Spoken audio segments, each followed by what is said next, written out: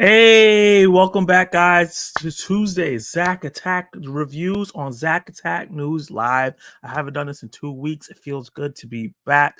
I'm excited to talk to all you guys about the hottest news in the business right now, even though January has been a slow month for news. I was going to come back last week, and I was like, there is nothing really happening.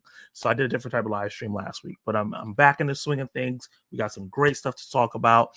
We got some box office stuff to talk about. I've added something to the Attack of the Box Office where we're going to be talking about some streaming numbers, see what's battling with what's going on inside of the movies in the theaters and the movies on streaming, how they're battling against each other.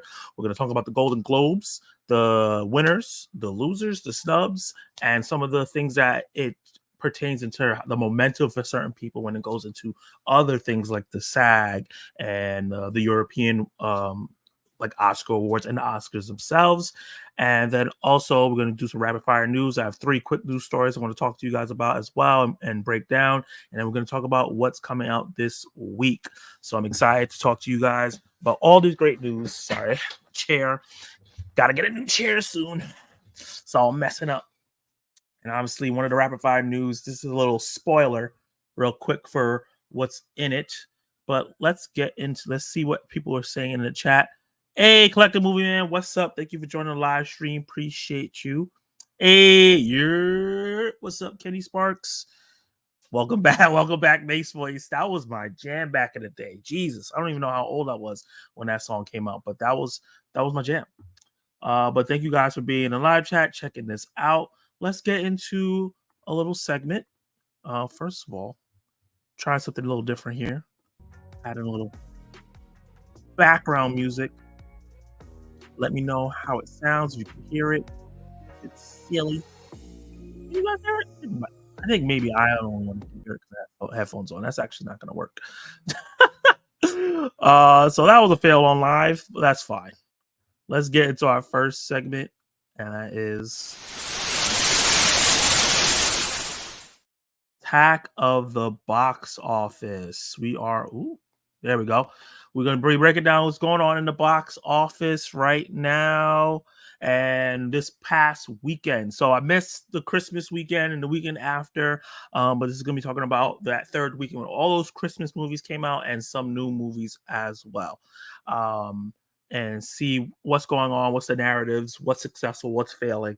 And then we'll get into the Nielsen top 10 and for movies and Netflix top 10. Frisky, what's up, man? Thank you for joining the live stream. Appreciate you being here, man. Yeah, it was messed up your voice. Okay, yeah, no background music. Good. Thank you for letting me know. What's up, Zach? Kenny, good seeing you. Good seeing you too, man. Frisky just dropped his top 10 movies of the year. Go check that out. Go check him out. Really, really great video.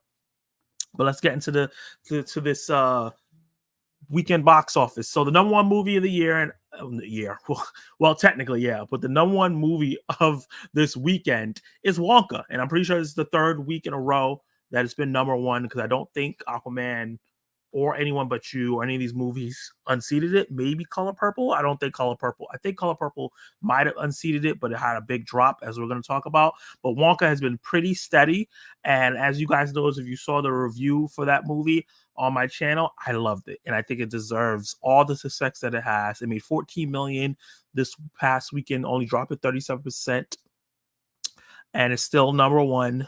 This is fourth week in a row, and it made $164 million just domestically. That's really, really big, and I'm super hyped that that Wonka is doing so well for itself. It's not a blowout away hit, because it had a lot of competition that ate away from it, but it is still a hit. And this is a big for Timothy Chalamet because he also hasn't proven that he is a box office draw just yet. So this helps because his face was all over this and people showed up. Coming at number 2 is a movie that actually dropped over the weekend, and that was Night Swim, a horror film that came to middling reviews. I saw it in the theaters. I have my review on the channel, and I think that it's a very okay film. I think that it had an interesting, unique premise, but the execution was very basic horror. A lot of people are trashing the film, so I'm surprised that it even did this well. But this is really good for it. It's only a $15 million budget, very, very cheap to make, despite having 2 well-known actors. and it made 11 million in its first weekend. So it's most likely going to make a profit because Universal, Blumhouse, Atomic Monster, which is now Blumhouse, Atomic Monster, are one entity now.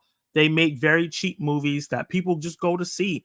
And I'm kind of happy for it because I thought the direction was really good for Night Swim. I think the actors was really good. I just think that if they do a second one, like Kenny Sparks joking about Night Swim, New Deaths, if they were to do a second one, get a different writer. I think the director directed and wrote this one. I think he should just stick to directing because that's his Night Swim 2 Deadpool.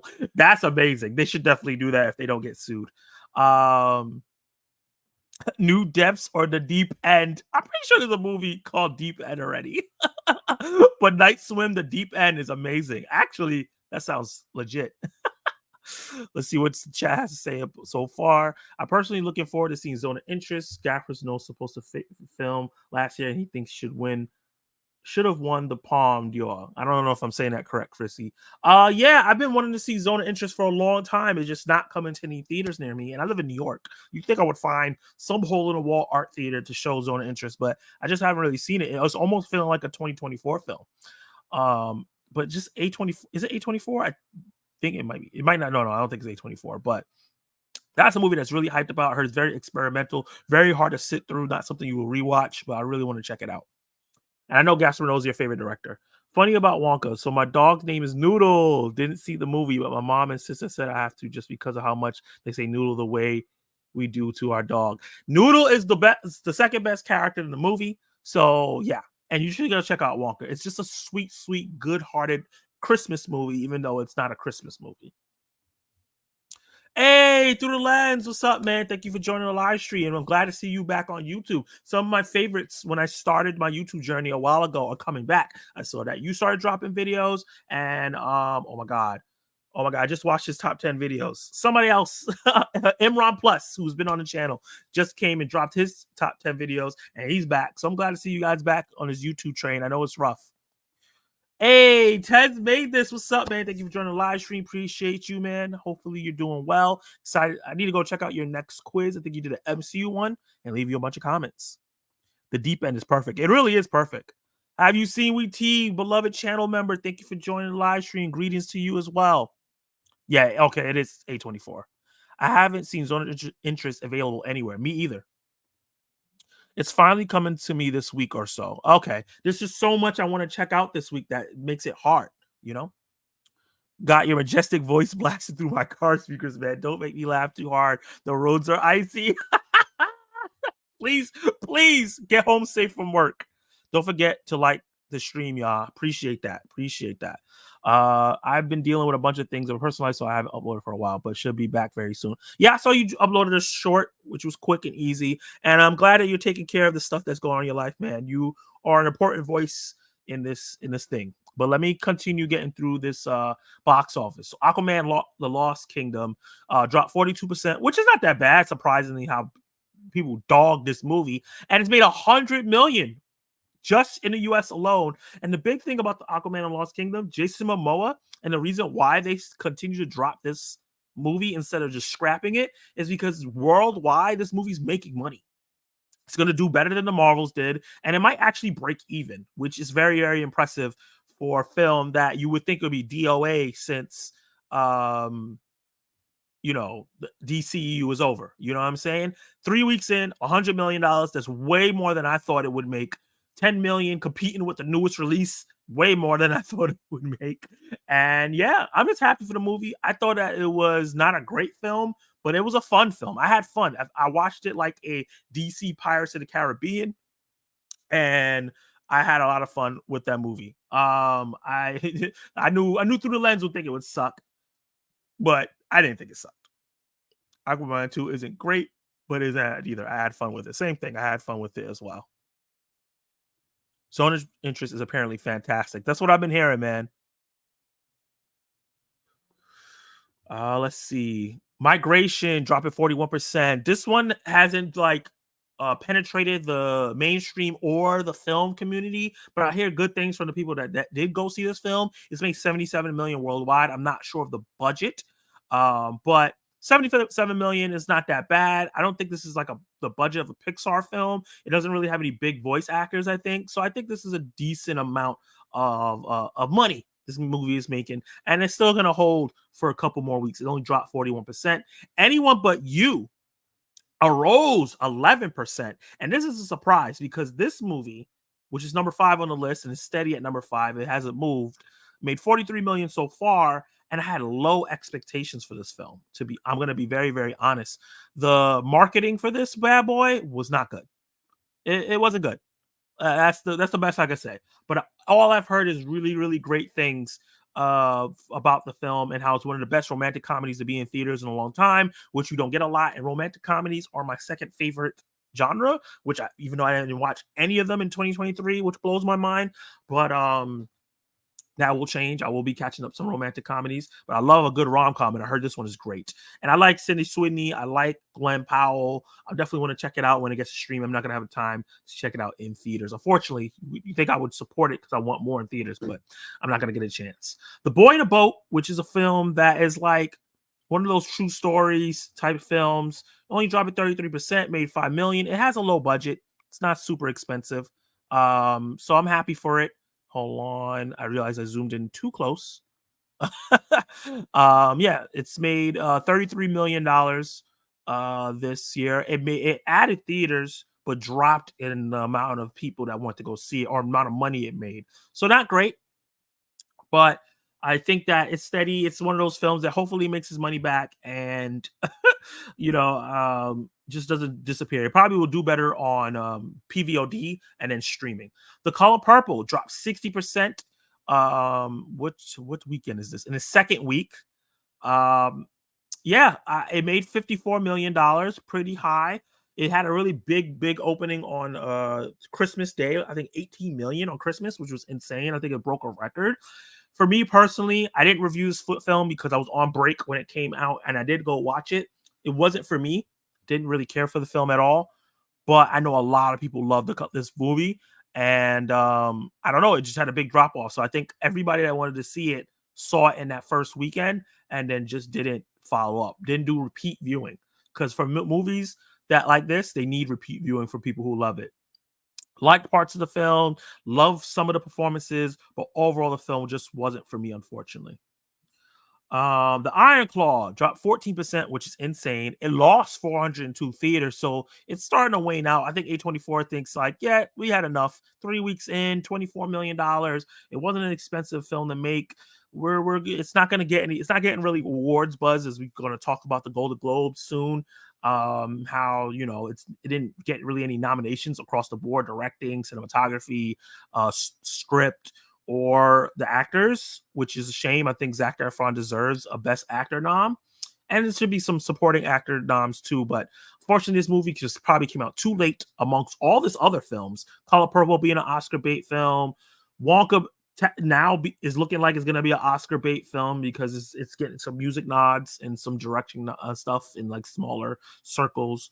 I think The Boy in a Boat was supposed to be one. Ferrari, which is not doing great, is also one. Poor Things dropping a couple weeks beforehand. This movie's not doing as well as I thought it was. As you can see, is dropped 50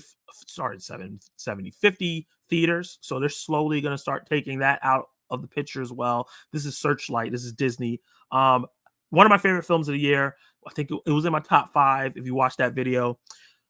The fact that Hunger Games is still in the top 10 for the year, makes me very happy. $163 million, which is crazy to think about it because it came out 8 weeks ago, and Wonka got caught past it in 4 weeks. So that means Wonka's doing really, really good. I think Wonka's budget's a little higher because Hunger Games wasn't that expensive, but I'm happy for it.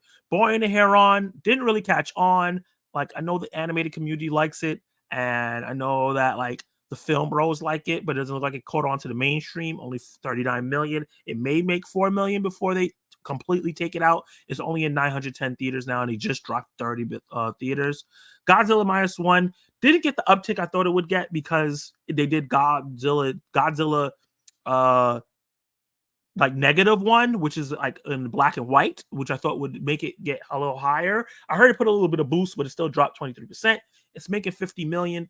it was like a $15 million budget, maybe less, because they said that the 15 was an estimate. It might be 10.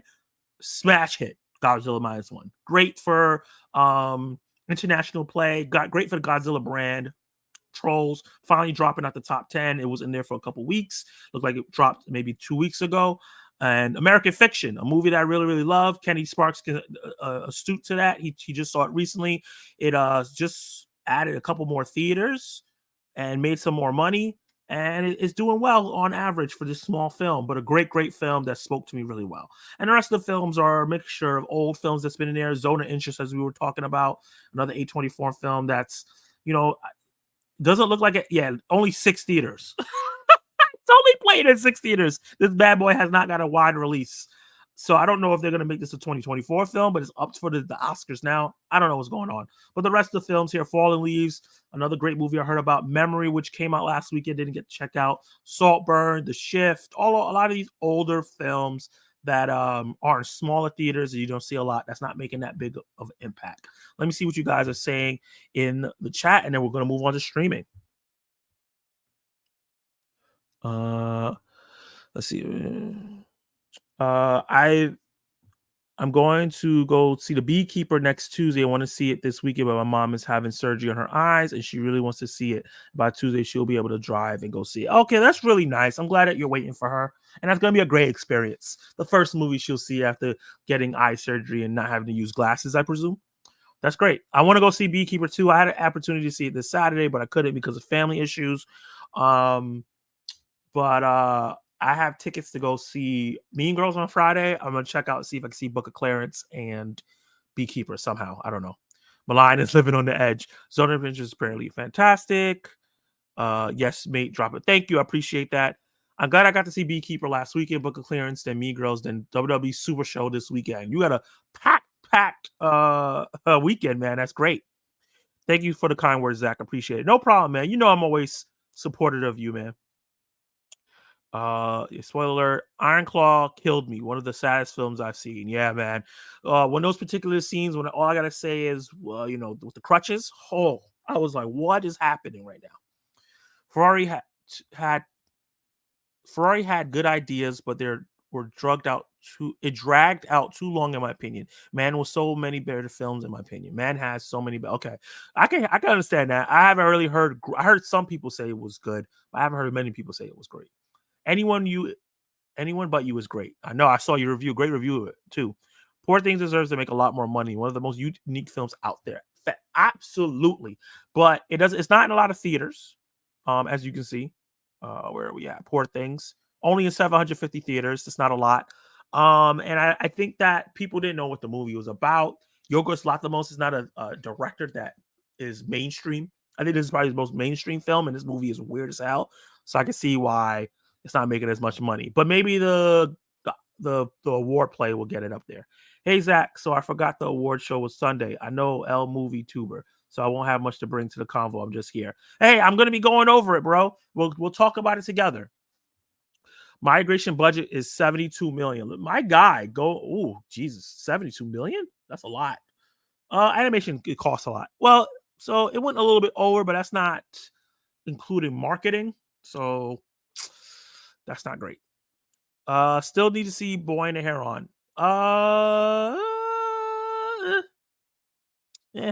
American Fiction is brilliant. Facts. And then American Fiction is pretty decent. 7 out of 10. See, it's just very different plays here. I recommend Society of Snow. I saw Society of Snow. Great film. The first great film in 2024 I saw. I don't think American Fiction comes out here until next weekend. Go see it, man. So good. Hopefully we'll see All of Us Strangers next week. Can't wait. I might wait for streaming on that one. Not really, like, nothing's dragging me towards it. Poor Things is excellent. It is. I actually pre-ordered Ferrari because it's supposed to come out in March. I'm Blu-ray, and I haven't seen it yet, but I really want to see it. I was gifted a Regal gift card, so expect some Regal movies this year. Nice. The Boy and the Snooze. Oh, no. Still alive. That's good to hear. So let's go. I added something else to my segments here. And that is, now I'm zoomed in. We're going to be talking about some streaming because I think that is important to talk about what's going on in streaming and how it affects the box office? What's distracting people from going to see the movies? And of course, StreamYards wants to act up. So we're gonna first talk about Nielsen, the Nielsen ratings. This one, there we go. Thank you. Technical difficulties live on air. Okay, so the Nielsen ratings. Nielsen is the leading people when it comes to getting pretty accurate streaming numbers. Obviously, they don't have Netflix and Prime Video and all these places. Like they're not in there, but they find a way to get pretty accurate streaming numbers so you can kind of understand what is going on in streaming. And yeah, the only thing that's bad about Nielsen is that they're always a few weeks back. So as you're going to see, this is for the week of December 4th to 10th. So it's always a couple weeks back, but it's still a good look to see how things are going when you're looking at your favorite movies and how these things are affecting people's viewership. Like, why did this movie not do well? Well, because people are watching Leave the World Behind, the number one movie that week, from December 4th to 10th by a large margin. And what is crazy, a lot of people talked about this film, so it makes sense that it is doing so well. Netflix continuously dominates these charts. No matter what they put out, whether people like it or not, people watch Netflix content over everyone else. That's why the number one streamer. And Leave the World Behind had a star-studded cast. I heard that it's a great movie to some, not great so movie to others because of the ending. Still haven't seen it yet. Definitely want to go check it out. But yeah, number one movie there. And I heard it was a number one movie for a couple of weeks. The Super Mario Brothers movie, which has been on this chart before, but that was when it was on Peacock because Universal owns it. But then everybody's starting to lend their stuff to Netflix because they're just not competing with Netflix. And it did banger on Netflix. Look at that. Super Mario movie, the second biggest movie to come out that week on Netflix, really close to Leave the World Behind. Not close enough, but close enough that it's the number two, which is pretty huge. Then there's Candy Cane Lane, Prime Video, getting on the board, which a lot of their movies don't. Eddie Murphy doing a great job of starring in that film. And I heard it's actually a really great Christmas film. Family Switch, another like Christmas holiday film that Netflix dropped. Viewership's not super high, but it's on here. It made it into the top 5. Leo, which I heard was a really good film, one of Adam Sandler's animated films. Not a lot of people watched it, but it did pretty well. It made it into the top 10. Indiana Jones, I think, debuted on Disney Plus this week. Number 6, not super high viewership, but some people watched it, made it in the top 10. I personally like the film. I know a lot of people don't. That's just how it goes. Home Alone, obviously, is going to do great. Grinch, Elf, Home Alone 2. These are the Christmas watches that people watch all the time. It's just the rotation. You see, is this Grinch?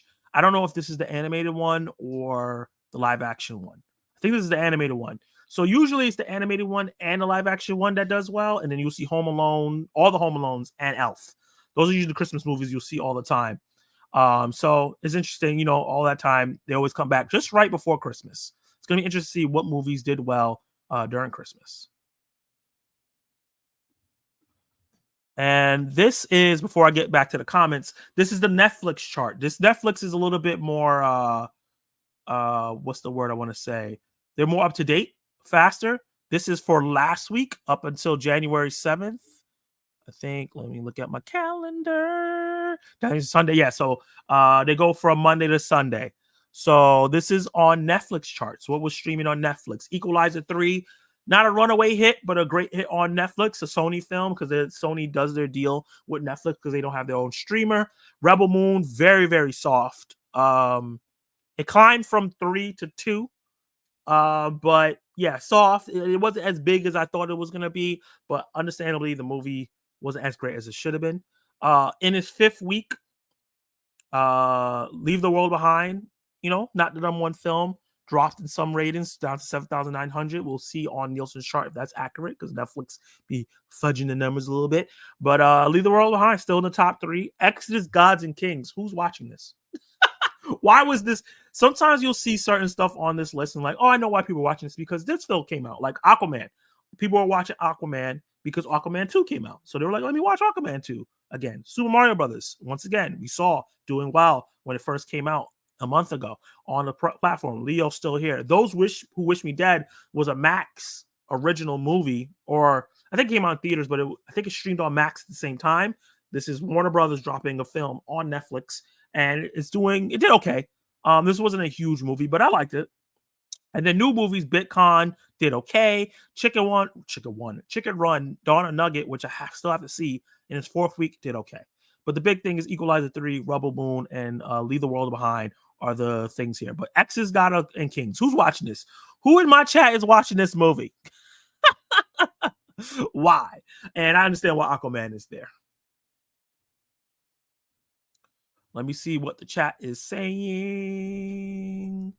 So that'll be the end of Attack of the Box Office. We saw all the things that are doing well. Which movie of yours is doing the best? Drop all your comments down below if you're watching this on replay or when I cut it out separately, and let me know what information you want to see or hear about in my next Attack of the Box Office. Now, let's see what you guys are saying in the chat.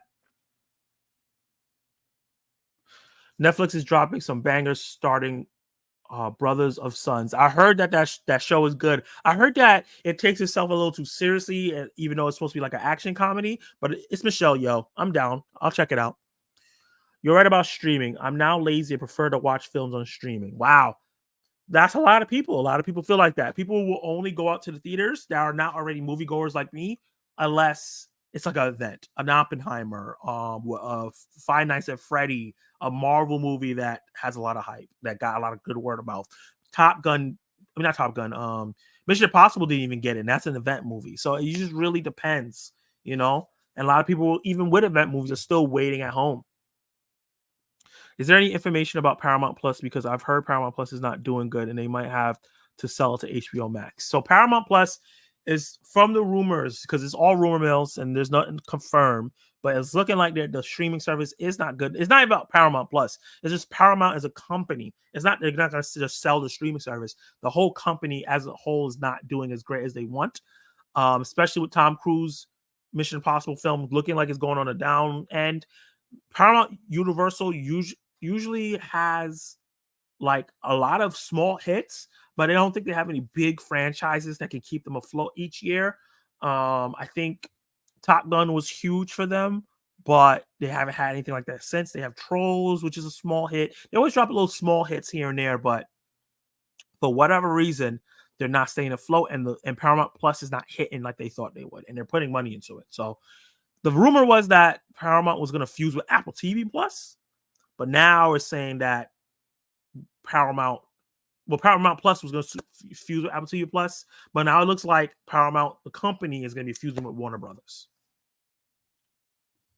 I saw that movie twice, still left confused, Leave the World Behind. Oh, I got to check it out. Family Switch was great. Okay. I need to do more streaming reviews. It's really easy to sit home. You don't have to travel. You get the review out fast. Leo is great. Very heartwarming. Got to check it out. Sad to see Leo's did terrible. Yeah, it didn't do awful. It was still in the top 10, but it just wasn't a runaway hit. It made it onto the chart. There's a lot of movies that don't make it on the chart, so don't feel too sad. Dello, hey, Dello Movies, what's up, man? I'm going to be seeing you live tomorrow. I'm going to be ranking the DCEU. That's going to be very interesting. I love the combo of Adam Sandler and Bill Burr. Yeah, that's a very interesting combo. If you like Equalizer 3, you will love Beekeeper. I liked Equalizer 3. I didn't love it, but I liked it. It was way more brutal than the first two, though. Those Who Wish Me Dead was really good. Yeah, I liked it too. I thought it was really good as well. My dad enjoyed Those Who Wish Me Dead. Yeah, I enjoyed it. Chicken Run 2 was meh. Oh, damn. That sucks to know. I would, if I had time. I have so many other things to watch. I've been actually trying to find 4K, but it's really difficult. It was overpriced to buy. Yeah, the 4Ks are really expensive. I just had to spend a lot of money to get Oppenheimer Steelbook because it's just insane. I need to check out Brothers and Sons. Did you hear about Tom Cruise and WB? More about that later. I'm pumped to see Beekeeper. Equalizer 3 is easily the most brutal of the franchise. Easily. Oh, my God. That first scene, they just showed you. This is what you're in for, and it didn't stop. Every action scene was just brutal. Fun to check out. Okay, so the next topic, we're going to start talking about the Golden Globes in a new segment we're going to have for right now. Hold on, hold on, hold on, hold on, hold on. Let me line these bad boys up, see if I can.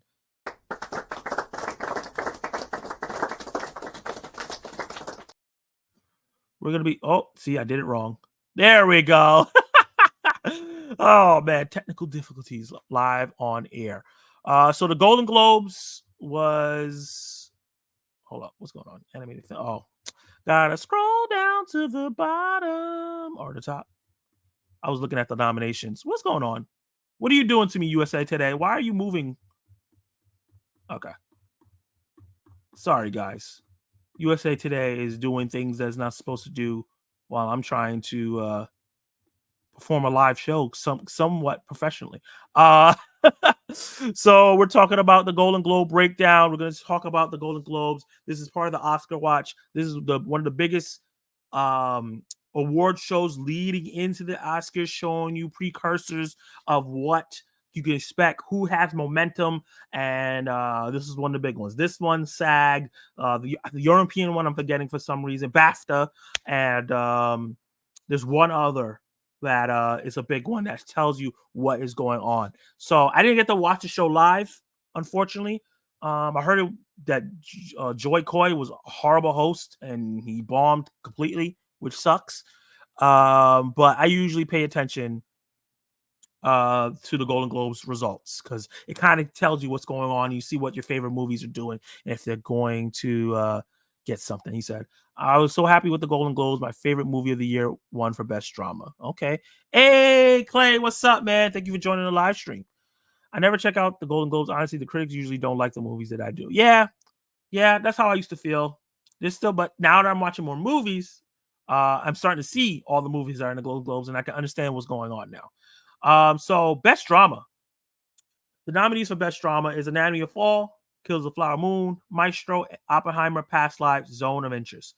Very, very, very, very, very strong turnout of films. All these films are worth watching. I think maybe Maestro and Past Lives are the weakest of the bunch. I haven't seen Zone of Interest, but I hear great things about it. But out of these here, I think Oppenheimer is the one that deserved the win. I think it's the best movie on this list. And it made sense. It just made sense for this film to win. I know a lot of people was rooting for Past Lives. I know people were rooting for Zone of Interest. Kills the Flower Moon. I was personally rooting for Anatomy of Fall. I love that film, even though I know it wasn't going to be Oppenheimer, but it's just I wanted to get the recognition it deserves because it's such a great film. But Oppenheimer is the win, and that's huge for Oppenheimer for his momentum going forward.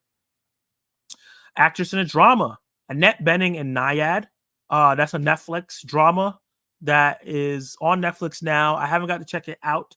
I heard it wasn't good from somebody that I watched reviews, but I'm not 100% sure that that it is bad. I like Past Lives and Flower Moon much more than Apostapa. Apostapa, that's hilarious. Yeah, I know how you feel about Oppenheimer, but Past Lives is not a great film to me. And I think Clears the Flower Moon is a really good film, but not a great film. I think Oppenheimer is a great film. But just to let you know, Collective Movie, I'm not going to be doing TV because I don't review TV. So I'm not going to be going over the TV nomination and wins. Also, mad about TV. My favorite TV show did not win Best Drama or Best Actor or Actress. The Last of Us. Yeah, that Last of Us wasn't going to beat The Bear. I'm sorry. it just wasn't. Let's see. So yeah, for Best Actress, Annette Bening. Obviously, the winner was Lily Gladstone for Kills the Flower Moon, Sandra Huller for Anatomy of Fall, Greta Lee for Past Lives, Carey Mulligan for Maestro, Kaylee Spaney for Priscilla. What a phenomenal, phenomenal, phenomenal, phenomenal list. Like everybody on here is worthy. I don't know about Annette Bening personally, but obviously she's on there. So obviously she deserved to be on here, hopefully. But Lily Gladstone, fantastic. Sandra Huller, fantastic. Greta Lee was really good to me. Carey Mulligan was fantastic in Maestro. Kaylee Spaney was fantastic in Priscilla. One of the best performances of the year, easily. Hold up. Oh, this is a drama. They separated it. I was like, where the hell is Emma Stone? But she's in comedy because Poor Things is considered a comedy. So Lily Gladstone wins. For me personally, I think that I'm glad that she won because of representation and the history of it. But for me, I'm not big on Lily Gladstone winning, not because she's not a bad actress. I just think her usage in the movie wasn't great. She didn't get to do as much as I would have liked her to do. For me personally, out of this list, it would be between Sandra Huller. I don't know how to say that properly. From Anatomy of Fall or Carrie Mulligan. It's hard because Kaylee Spaney was fantastic at Priscilla.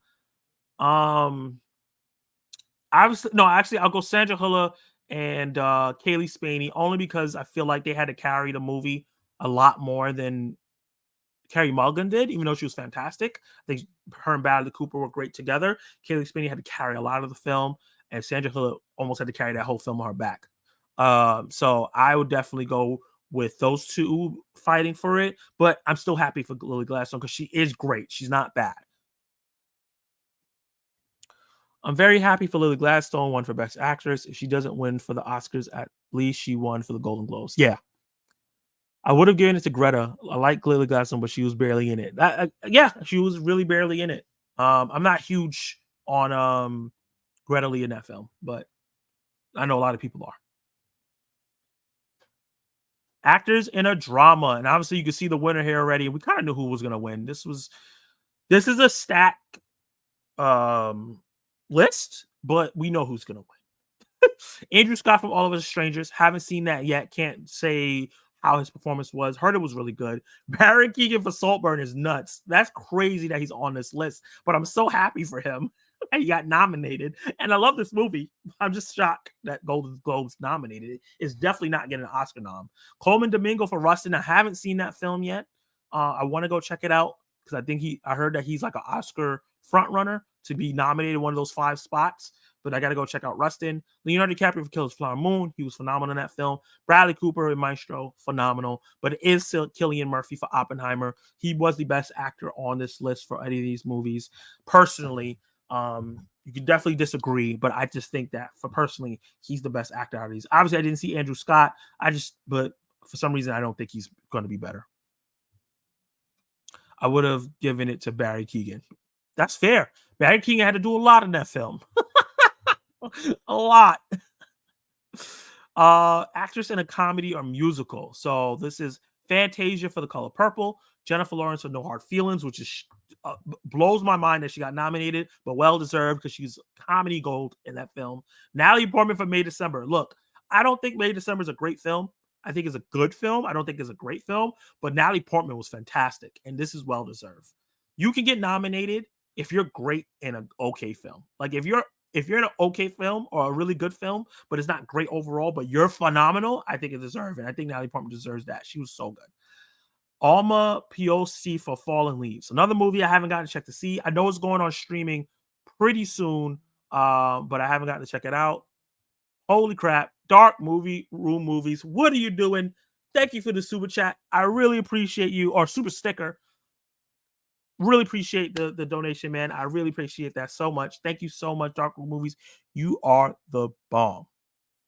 I gotta get a little thing for when I get super chat, super stickers, and stuff like that, because I got to make it a little bit of announcement. Shout out to Chillmonger. He has something, but I don't want to copy exactly what he has. But yeah, Margot Robbie for Barbie, Emma Stone for Poor Things. The only one that I haven't seen out of this list is Alma Polisti. I don't know if I'm saying her name correctly. I will say out of this list, I think Emma Stone is the correct winner. I think out of all these people here who are fantastic, I think she had the best performance of the year, period, out of man or woman. And I think she had the most fearless performance I've seen in a long time. Poor Things overall is a fantastic film, even though it's weird. Margot Robbie's so good as Barbie. What she had to pull off is really, really hard. I already talked about Natalie Portman. Jennifer Lawrence is a riot, but I don't think she has the critic thing she had to do in the movie to make her get over the top and win. And Fantasia, for somebody that doesn't act that much in big feature films, did a really good job. Out of the people that I've seen here, because I haven't seen Alma, she's probably my least favorite performance here, but she still did a really good job, even despite she being my least favorite performance. I definitely think Cillian Murphy is going to win for Oscars. The only person I think could beat him is the guy from The Holdovers. I can't think of his name. The guy from The Holdovers. I'm joking. That's Paul Giamatti, my friend. Oh, Collecting Movie Man, thank you for the super chat. I appreciate you so much. Thank you guys. I really appreciate that. So dope. You guys are the best. Killers Flower Moon is streaming this Friday on Apple TV Plus. I'm gonna definitely check it out. Yeah, definitely check it out. To me, even though I don't think it's so hard to say it's not great because it's such a masterfully made film with top-notch performances. The music is great. The story overall is really great. It's just that I wanted more from it, and it's also way too long for what they did with the story. But it is a must-watch. It's a really good film. That's a must-watch, and it's one of the most important films, if not the most important film of 2023. Getting ready to drive, so I can't comment, but looking forward to your thoughts on Best Animated. Oh boy, do I have thoughts. I watched The Holdovers on Christmas night, and it was pretty good. Yeah, I love The Holdovers. It's great. I don't love it as much as some people do, but I still love it. I thought it was a great film. But yeah, Emma Stone, well-deserved. Poor Things was phenomenal. But any of these people was well-deserving. These are all solid. I didn't see Alma, but everybody else were fantastic in their roles. Supporting actress. So we was just speaking about Holdovers. Emily Blunt and Oppenheimer, which I like Emily Blunt, but I don't know if I would have nominated for her for that. Daniel Brooks in The Color Purple. Now, look, I'm not a big fan of The Color Purple. I can't even say I like it, but Danielle Brooks was far not. This is just like with May December with Natalie Portman, where I like May December was a really good movie, not a great movie, but she was phenomenal. I think Color Purple is not that great of a movie at all, or even a good movie. But Danielle Brooks is absolutely phenomenal. She deserves this nomination. She deserves to get nominated throughout the Oscar, the award season. Honestly, she's so good. Jodie Foster for Nyad. I haven't seen Nyad yet. Julianne Moore for May December. Another thing, like overall, all the main performances for May December are phenomenal. Julianne Moore is crazy in that. Rosamund Pike for Saltburn. She was really good. I don't know if I would nominate for her for this, but Davine Joy Randolph. I've been seeing her for a while in a couple of little TV shows and stuff like that. It's great to see her in a big film that's getting praise, and I'm really happy for her that she got this nomination, and I hope that she gets more work off of this. She was really good in The Holdovers. Personally, I would have gave it to Danielle Brooks in The Color Purple. She had to do so much, even though she wasn't even in the movie all that much. She did so much for the little that she was in the movie, and she just stole every scene that she was in, and she served the purpose of the film so much. Obviously, like I said, I haven't seen Jodie Foster and Nyad. I gotta take time and check that movie out. And everybody here is great, and Davine Joy, well deserved. But I would have gave it to Danielle Brooks. But it's really good momentum for her because I've been hearing good things about her getting nominated.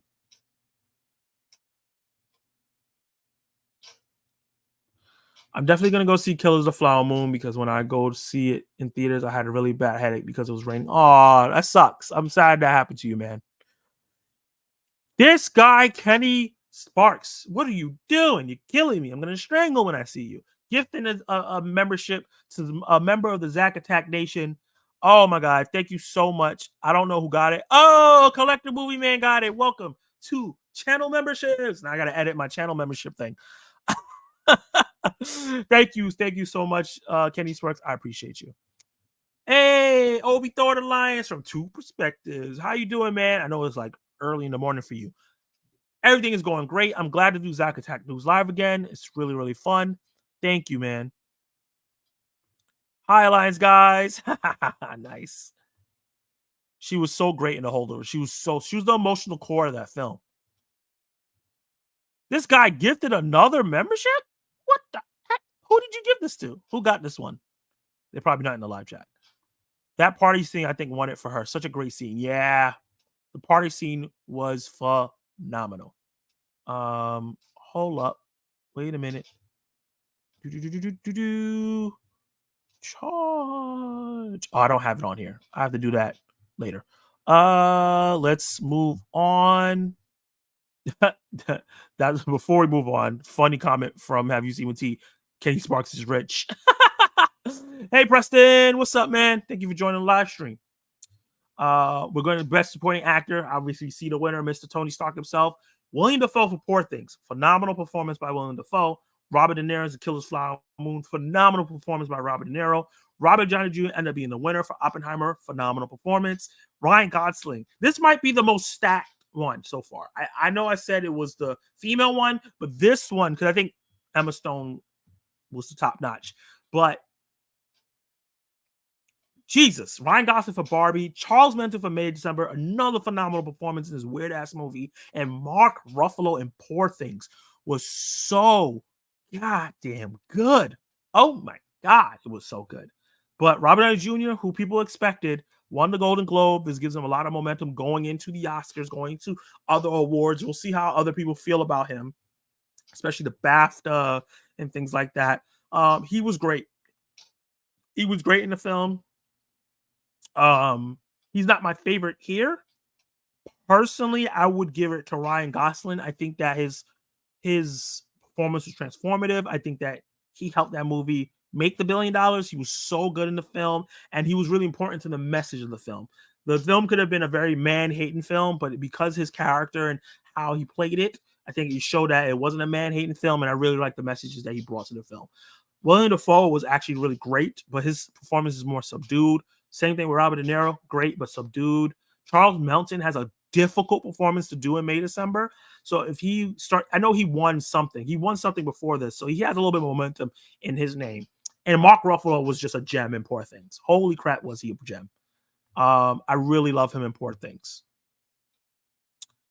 But we'll see what happens if going forward. Hold on, I think I want to add something into here.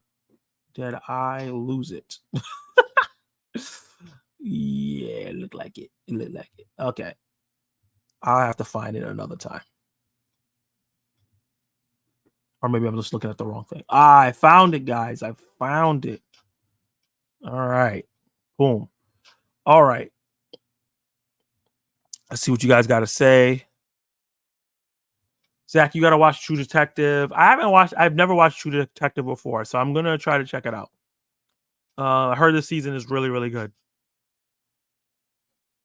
Have you seen with T? I wish. Hey, Ted's just joined the channel members. Thank you, Kenny Sparks. I appreciate that. I personally would have given to Dafoe, De Niro, or Ruffalo instead of RDJ. Yeah, I like I said, I love RDJ. I think he was great in Oppenheimer, but I feel like his performance felt similar to others. I think Dafoe was very different in what he was doing and dynamic. I think De Niro was really great, even though I also have the same complaint with Robert Downey Jr. De Niro was kind of doing what he always does, which is don't discount it. He was great, but Ruffalo was what a phenomenal performance.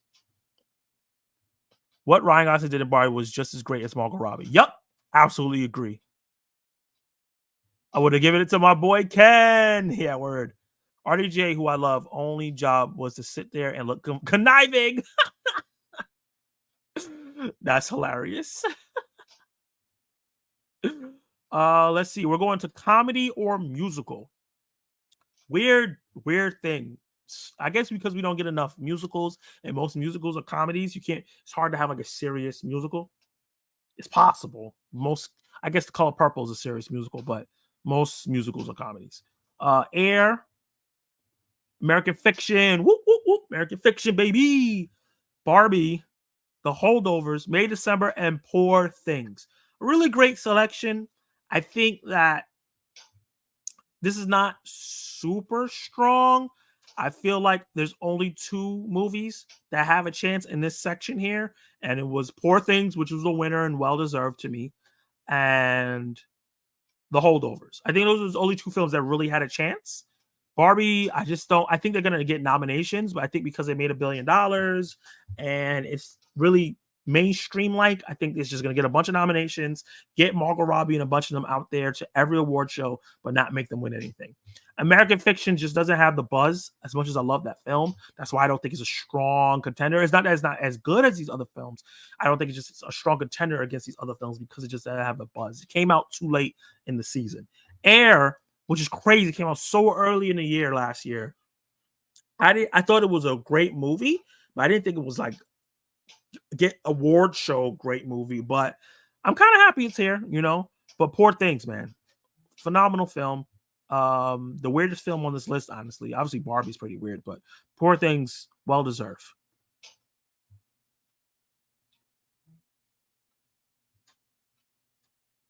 Thank you, Obi Thorn.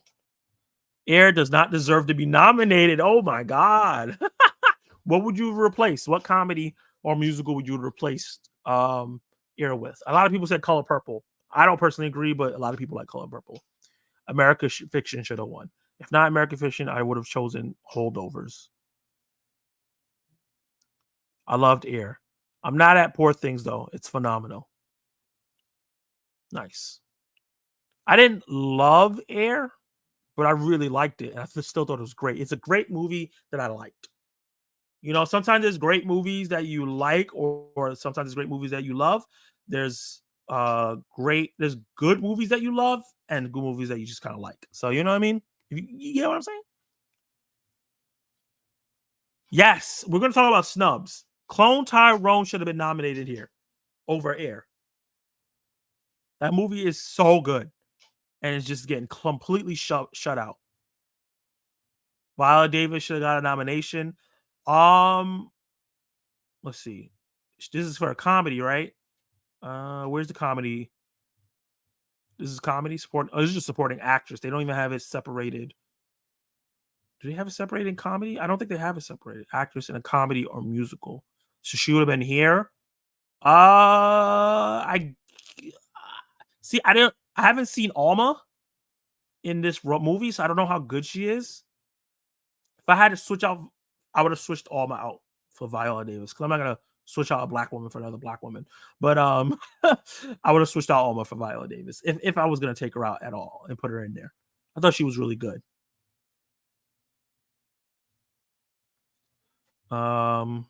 Let's see. Air should have focused on Viola Davis rather than Ben Affleck's character. She literally changed the league. Well, I think you meant Matt Damon's character. But I think because Air is considered a comedy, she's not going to get into regular supporting. She's going to be put into a comedy. That's kind of how it works with the Golden Globes. Like with the other awards that combines everything, that's different. Well, no matter what your genre is, you're in one. But because she was in a comedy, I think she would have got nominated for the comedy part. Mine would have been Holdovers. Yeah, you're right, Matt Damon. Yeah. First of all, I want to say thank you to everybody that's in the live chat right now and all the people watching, the 12 people that are watching right now. Appreciate you guys. The viewership on the live streams have been getting higher and higher. I really appreciate all you guys being here. I can't wait till the community grows more and more and more. And we get such a busy chat, you know? Let's move on to the next one. We're going to be talking about actor in a musical or comedy. Nicolas Cage for Dream Scenario. Yes, that's one of my my favorite male performance of the year.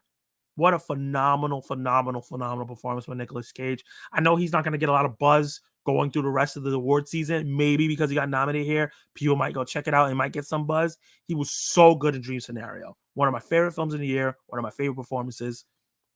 Timothy Chalamet and Wonka. So happy to see him get this. He was so good as Wonka, and his movie is so great. I'm glad at a film like this that has a really good message, not normally the Oscar kind of message.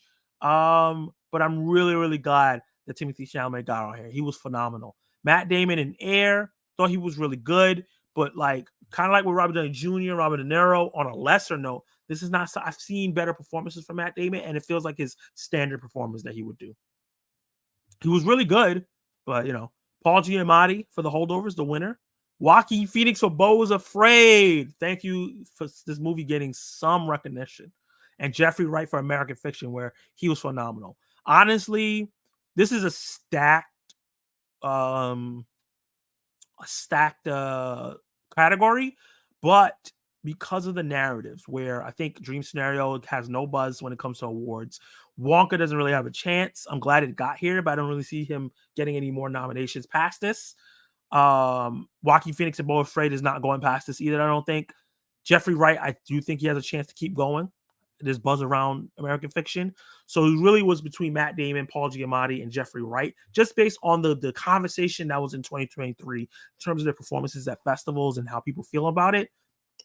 Golden Globes likes to throw things like Timothy Chalamet and Nicolas Cage and Joaquin Phoenix and things. And then when you get to like the more serious awards, you won't see them in there. I'm glad that they got praise because I love Joaquin Phoenix's performance. I love Timothy Chalamet and I love Nicolas Cage. But Paul Giamatti, this is Paul Giamatti's to lose. Like he's the second guy. If it's not going to be Cillian Murphy when it comes to the Oscars, it's going to be Paul Giamatti. It's them two right now. Until we start getting to the other award shows and we've seen other people kind of take it, it's Paul Giamatti. So well deserved. He was phenomenal in the Holdovers. I would say he had a more dynamic. I don't know. He had just. I think Jeffrey Wright was almost just as good. I think maybe Paul Giamatti had more to do. Joaquin Phoenix had so much to do in Beau is Afraid, and Nicolas Cage is so good. I still think he's my pick for this, but obviously I know realistically it's Paul Giamatti. Matt Damon. Did they put his full name? Who calls him Matthew Damon? What's wrong with you, Matthew Damon? Confusing me. Matt Damon did not deserve to be nominated. Look, I agree. I like Matt Damon. I'm a fan of him, but I don't think this is the role for him to get nominated. I was big on Drew Scenario. Definitely one of my favorites. He's a legend. Super legend. Super legend. Paul Giamatti deserved it. I agree. I would go Timmy or Paul and maybe Matt. Okay. That's fair. Hey, Mega Mike, the movie man. What's up? Thank you for coming to the live stream. Cheap plug, real quick. Me, Mega Mike, the movie man. Whoo! Say that 7 times fast. Hold on. Delon Movies and one other that I don't know are going to be on a live stream tomorrow where we rank our DCU movies, the whole franchise, all 16 films, I think, from worst to best. So that's going to be really fun tomorrow. Already set my list in. I'm excited. Joaquin Phoenix is awesome in everything, though. Almost agreed. Everything I've seen him in, he's great, except Napoleon. Not Napoleon. I'm still shocked he didn't graduate from college. Oh, wait, who didn't graduate college? Paul Giamatti? One thing I'll say is a snub here in the is there supporting? Did they do supporting actor yet? No, I don't think comedy. Oh, support. The guy from the Holdovers. Something Dessa, the kid. The kid from Holdovers deserved a supporting nod somewhere. He was phenomenal in that film. Dominic Tessa, I think his name was. So good. So good in the Holdovers. And that was his first role. Amazing for his first role. He looks super comfortable. Oh, DC movies, bro, I'm gonna cry. I know. I love me some DC movies. Oh yeah, he's horrifying Napoleon. Hey Zach, hey Michael, 101591. Gotta say the whole name. How you doing, man? Welcome to the live stream. Yes, Paul Giamatti. Oh, you're saying Paul Giamatti? Oh, he didn't graduate college. Wow. See, you don't always have to. You just got to be hardworking and talented. He's been in the business for a long time and finally getting recognition again. Okay, we did that. Now we're going on director. Bradley Cooper for Maestro, Greta Gerwig for Barbie, Yorgos Lanthimos for Poor Things, Christopher Nolan for Oppenheimer, Martin Scorsese for Killer Flower Moon, and Celine Song for Past Lives. I think this is a strong category with a lot of great directors in the list. I do think that Bradley Cooper and Celine Song are the weakest here in terms of not because they're bad directors. I just don't think they have the strongest chance of getting anywhere near the best of winning. I think Greta Gerwig, Yorgos, Christopher Nolan, and Martin Scorsese moving forward have the most buzz, has the most chance in following ones. I think that when it comes to the BAFTAs, Yorgos is going to win because they have bias because he's European, and also that movie is just phenomenally directed. For me personally, the winner here is Christopher Nolan. Only because this movie could have been, well, I know some people think it's boring, but I think it could have been extremely normal, run-of-the-mill biopic film that was extremely boring that you probably would wait on streaming to watch. And I think he made this epic film that was like, you got to see it in theaters. It's amazing. It's this theatrical film for a biopic. We don't get those. We don't get these high budget, insane biopic films. So that's why I'm definitely would give it to Christopher Nolan. If Scorsese gets it, I wouldn't even be mad. Even though I don't think Kills the Flower Moon is great, it's really good. The direction is not why. The directing is masterful. So if he wins it for this, and Kills the Flower Moon has one Best Director in some of the smaller award shows, so and Best Picture as well. So I wouldn't be shocked. Celine's Song, I know a lot of people are rooting for her, but since this is her first time, I don't see her beating out the rest of this. That would be a huge upset going forward if she was to win. And Yorgos Lanthimos, like I said, we'll see what happens with the BAFTAs. I'll give him a big chance. Greta Gerwig for Barbie, for the moving parts, what she had to do and everything she had to do, she well deserving if she was to win. And I think Bradley Cooper did a great job directing Maestro. But I just don't think that movie is strong enough to compete with the rest. Let's see what you guys got to say. Oh, in the movie, got you. Oh yeah. His character didn't graduate college because he got into a fight, he got kicked out. Okay, Napoleon aside, I give you that. Yeah, I didn't even read the Golden Globe results. Well, you're reading them with me, brother. I would have given it to Flower Moon if not for that damn ending. Yeah, that ending was, oh boy. Hey, Movie Time Minute, beloved channel member. How are you doing, man? I'm doing great. Let's move on. Is there anything else? Oh, cinematic box office achievement, the newest category in the Golden Globes. The nominees were Barbie, Guardians of the Galaxy Volume 3, John Wick Chapter 4, Mission Impossible Dead Reckoning Part 1, Oppenheimer, Cross the Spider-Verse, Mario Brothers, Taylor Swift, The Eras Tour. Barbie was the winner, and I can see why Barbie won.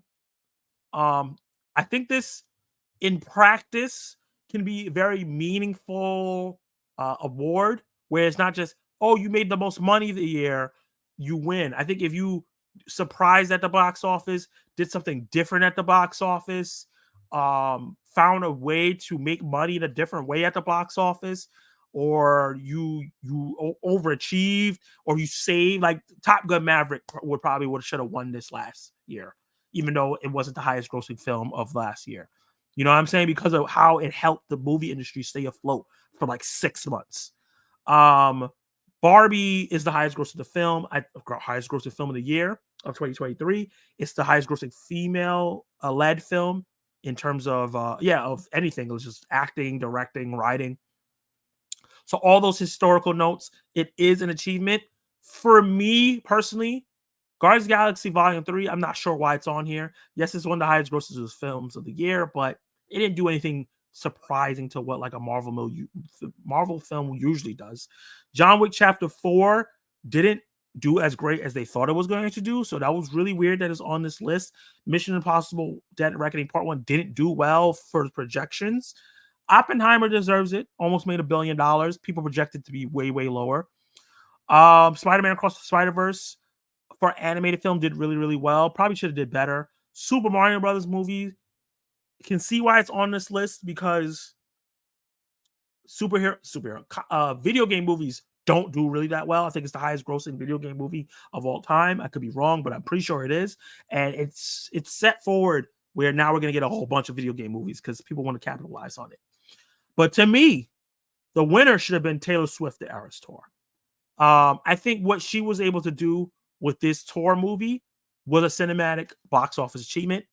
The fact that she skipped the regular distributors, meaning no Warner Brothers, no Disney, no Paramount, no whatever, no A24. She didn't go through them. She went straight to AMC. She went straight to Regal. She went straight to AMC. She went straight to the source, the movie theaters, which is a revolutionary thing. People don't really do that. And got her movie put into theaters and made a whole bunch of movie for a tour film, which is unheard of. I think that should have won for box office achievement. I get why Barbie is well deserving, and I get why they want to give it because they want to make sure, we get Margot Robbie and the rest of this cast on stage, and Greta Gerwig, but I think Taylor Swift, The Eras Tour, deserved this. I didn't see it, But I'm just talking about in terms of pure box office achievement. I think that movie deserved it. Let's see what the chat has to say. Oppenheimer is amazing. It's my number one movie of the year. That's fair.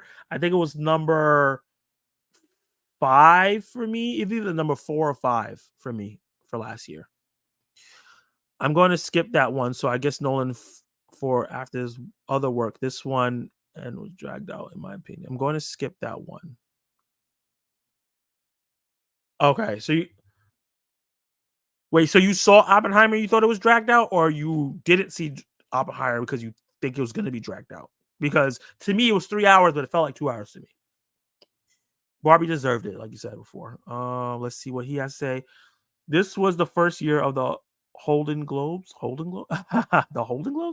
Golden Globes. I'd actually watch more of the TV show noms than the movie noms. I literally saw almost every show that was nominated for the things outside of The Crown and Diplomat. That's impressive. I haven't watched a lot of TV last year, unfortunately. I'm not going to go over the TV noms because, like I said, I haven't watched a lot of TV, and my channel focuses mostly on movies, but that's really impressive. Though I didn't enjoy Barbie that much, it deserved it. It'll be a good category to get horror nominations. Yes. Well, first of all, welcome to the live stream, Cookie Monster. And you are 100% correct. That's great. Yes. I think Five Nights at Freddy's should have been on this list because it did way better than it expected. It was made on the cheap and it blew the box office open. So, yes, horror movies moving forward should get on this list. But you're right. That is a good opportunity to get horror movies, to get some respect. And where's Friday Nights at Freddy? It was pretty good amount of money. Yeah, I don't know. I guess because of the critical reviews. These movies are films that critics liked. Friday Nights at Freddy didn't do well critics wise.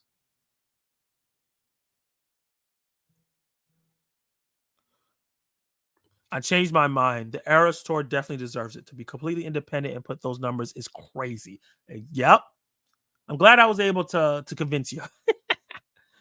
Yeah, I'm happy Barbie won, but I think it would have been happy if with Swift winning as well. I know what you meant. Yeah, I saw Oppenheimer. Felt a little dragged out. Okay, I can see that. Oppenheimer was bottom 10 for me this year. Totally fair. Good. Thank you. Been doing. Oh, yeah, you guys are talking. Okay. So we're going to be moving on to some of the narratives that have been going on for this. Some of the things that people are saying, okay, the Golden Globes happened. Now, how does this affect the awards show, the momentum moving forward? So this is coming from Variety. It says 8 takeaways. So we're going to talk about 8 different things that they take away from it, and we'll discuss it among ourselves. So number 1 is Oppenheimer flexes Oscar muscle. Not only is this a big deal because Christopher Nolan's never won a Golden Globe before, if you could believe that. 1. 2, he was with Warner Brothers for years, and they didn't campaign for him properly, obviously. But he finally got it, and he finally has Oscar momentum. He might finally get his Oscar that he probably deserved for a long time. And this is big for this film to be getting these nominations and winning so much. Nolan received his first major industry prize for directing, which blows my mind. A surprising gap in his awards chest, given that his masterful filmmaking, whose credits The Dark Knight, Inception, Dunkirk. He also delivered a moving and gracious speech, recalling that the last time he was on the Globe stage was to accept Heath Ledger's posthumous supporting actor statue. Crazy. Oppenheimer is the current frontrunner. Can it maintain momentum? Barbie stumbled, but Barbenheimer Oscar battle still rages. So, yeah, Oppenheimer won a lot of Golden Globes, but unfortunately, Barbie didn't win much. Other than, I just noticed they didn't have the song categories in what I was looking at. I know that it won some of the songs for Barbie, but it didn't win any of the acting stuff. So, it won 2 awards, but it didn't get awards and other stuff. So we'll see what happens with Barbie moving forward. It says, it may seem wrong to say that a movie that won 2 awards stumbled, but given that Barbie tied the record for the second most Globes nomination in history and the most of the night, it should have been done a whole lot better. Now, there's such thing as doing too well. Regarding nominations, setting or tying records can put a target on a film's back. The mistake would would be to read Barbie lost to Poor Things in Best Picture Comedy as a sign that it's over for the movie in terms of its ultimate Oscar chances. Academy darlings have stumbled at the Globes before, rebounding later in the award season. Look at the Grand Budapest Hotel beating future Best winner Birdman, or last year's Banshee Inisherin topping eventual sweeper Everything Everywhere All at Once. I remember that the Banshees Inisherin winning the Golden Globes, and a lot of people were like, oh my God, it has a chance. And then Everything Everywhere All at Once came and just swiped from under it, thankfully, because it's my favorite movie. Obviously, it's ain't over till the Oscar ballot come in. Sometimes movies don't do good at the start of the Oscar season, and then the momentum start. Everything's coming up for Paul Giamatti. Focus Features The Holders has been surging for weeks, which surely helped Giamatti and supporting actor winner Da'Vine Joy Randolph across the finish line. Yeah, Giamatti has stiff competition in terms of Oscar and moving forward, but he has stiff competition in the comedy role, and he was the front runner. So it's really between him and Cillian Murphy. Obviously, Bradley Cooper may get some momentum, and Jeffrey Wright, hopefully, but right now it looks like Giamatti and Cillian Murphy are the two. Lily Gladstone saves Killer Flower Moon from having a very bad night. Yes. Anatomy Fall won. Oh, so I don't think I got every, because I didn't get to that. Anatomy Fall won non-English language and surprisingly best screenplay. The Apple team must have gotten nervous. Lily Gladstone was heavily favored to win lead actress, and she did. So yeah, there's certain things for Killer's Flower Moon. People were a little worried, thinking that it was going to get a whole bunch of nominations and win, but Lily Gladstone did save it from getting completely shut out. France blew it. The French selection committee for the Oscar Best International Feature race must be kicking themselves. Not only did their eventual selection, The Taste of Things, get snubbed by the Globes, but Anatomy, which won the Palme d'Or, has racked up the most precursors of the season for any international title. I'm very confused why they chose The Taste of Things. I never even heard of that film until it got that nomination for the Oscars. Anatomy of the Fall is the movie that I don't want to say superior because I haven't seen it, but it's the film that everyone's talking about from France. So, it has viable options to earn nominations for screenplay, which it deserves, actors, and best picture, which is really, really huge. Supporting actor TBD. This is interesting. It says Robert Downey Jr. had led the precursor awards, and his victory for Oppenheimer puts him in a good position to capture his first Oscar after two career noms for Chaplin and Tropic Thunder. It would be an appropriate acknowledgement of Downey's incredible career, one that had his fair share of dramatic ups and downs. Yet there's still plenty of season left. Ryan Gosling, hilarious turn as Ken, feels like a slam dunk for either Critics' Choice or SAG. That's the other one, Critics' Choice. And don't discount Poor Things, William Dafoe, or Mark Ruffalo. Both really great performances. So, yes, Robert Downey Jr. won this, but there's still chances for the other guys to win some of those other awards like Critics' Choice, SAG, BAFTA. Billie Eilish should make some room on her mantelpiece. Yeah, it feels like Billie Eilish is going to win the Oscar. Billie Eilish and Phineas, the superstar siblings, are becoming the surest thing to bet on Oscars after their emotional chart topper, What Was I Made For, from Barbie. Took the original song prize at the Globes. The pair are already winners for the title track of No Time to Die. If she wins again, Eilish, who's only 22 years old, would become the fourth woman to win 2 Oscars before turning 30, joining Lucy Rayner, Jodie Foster, and Hilary Swank. Oh, yeah, I definitely missed out on something. I didn't talk about the animated film. Yeah, this was crazy. Spider-Man Across the Spider-Verse looked like a lock and load for the Oscars after seeing critical acclaim, bringing in $690 million global. Then, for some reason, The Boy and the Heron decided to beat it at the Oscars. Obviously, going in, we knew The Boy and the Heron and Spider-Man Across the Spider-Verse were the 2 nominees up. Like, everybody else was just there because it has to fill a spot. But it's Spider-Man versus Boy and the Heron, and somehow the Globes picked Boy and the Heron. Personally, I don't understand. I am not a big fan of Boy and the Heron. I think it's an okay movie. I think the animation is gorgeous, but the story is very confusing in a way that it shouldn't be. And I think Cross the Spider-Verse is just an amazing film. It's my favorite film of the year. But like I said, critics love The Boy and the Heron. I think it has a higher audience score or maybe critics score than Across the Spider-Verse. So we'll see. And people love Hayao Miyazaki too. So those are some of the narratives coming out of the Oscars, and some of the things that are going on. Guys, let me know in the comments down below if you're watching this on the replay or watching this separated. How do you feel about the Golden Globes? Do you still believe in them? And how you feel about all the winners, the nominations, who you think got snubbed, and who do you think that deserves to get that momentum going? Drop those comments down below and let me know. We're going to be moving on to the next topic very soon. But let me see what the chat has to say.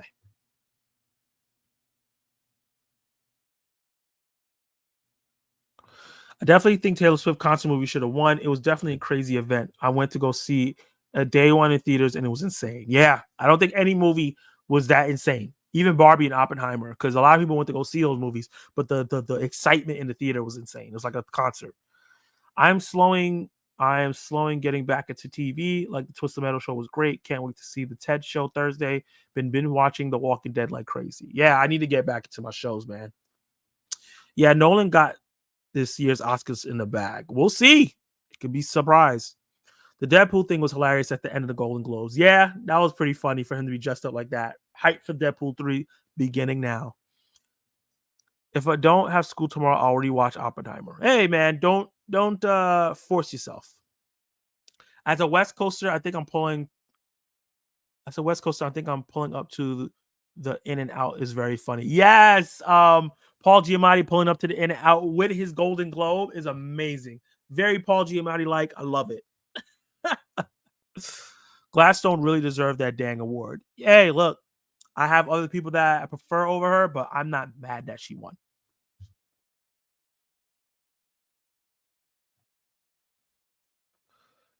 Dang, Mickey 17 got delayed indefinitely, and Godzilla X Kong moved up to March 29th.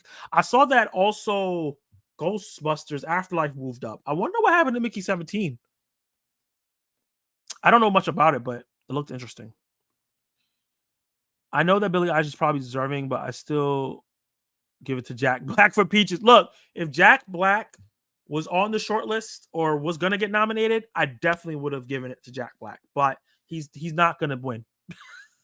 Unfortunately, I think he got nominated for the Golden Globes, but yeah, he wasn't going to win. Gotta go in a few minutes, guys. Getting earful from the wife. As 1:50 a.m. See you next time, chat. Later, Taz. Thank you for joining the live stream. Everybody go sub to him. He does great quiz videos. That's really, really fun. Tell your wife have a good night, and I appreciate you keeping you on so late before she snatched you off. There's no way in hell the Boy and the Heron should beat the Spider-Verse. Well, it did, my friend. Spider-Man was a better film to me too. I really wanted to see Jack Black to win for Peach. Me too. It would have been great for him to go up there as Bowser. It would have been fun, man. Y'all gonna watch Echo? Definitely gonna watch Echo. I feel like the Globes winners had a little bit of more legitimacy. Oh my god, I can't say words this year. I take them more seriously if there were separate comedy and musical categories. Okay. Definitely watch Echo. I would love to see Paul Giamatti in a horror movie. He said he would love to do one. Me too. I'm surprised he hasn't done one this year. He had not this year ever. He has really his face expressions are really great. I think he would be great as a horror or even a villain. Like if he was like a horror villain, he would be amazing. I'm watching Echo right after this. Nice. I have to finish watching Lord of the Rings for the Throwback Thursday, so I'm gonna be doing that. Let's see. Close this. So next segment, let's move this. Let's get into the next segment, and that is gonna be a little bit of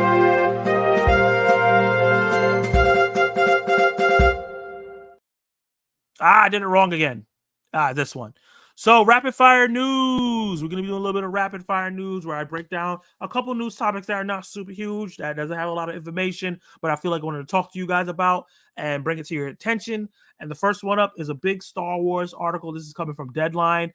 The Mandalorian and Grogu. Hopefully that is not the name of the movie because that is weird. But The Mandalorian and Grogu is in the works. This has been rumored for a long time. There was going to be a Mandalorian film coming out, and we have the official announcement. Jon Favreau is going to be directing and producing it. We don't know who the writer is, I think. Let me go into the article and see. I'm really excited for Jon Favreau to direct this. He's an underrated director. Lucasfilm on Tuesday broke the news of a new Star Wars film, The Mandalorian and Grogu, to be directed and produced by the Mandalorian creator Jon Favreau. Details as to the plot of the film are under wraps, but it will commence production sometime this year. In addition to Favreau, producers of the project include Kathleen Kennedy and Dave Filoni. Obviously, Kathleen Kennedy will always be producing it because she's ahead of Star Wars, and Dave Filoni is just him and Jon Favreau go together like this. So it just makes sense for them to come together and work on this. And I think, honestly, this should be the three-way pair for all Star Wars projects. I know that people have a hate train on Kathleen Kennedy, but she has made some solid decisions,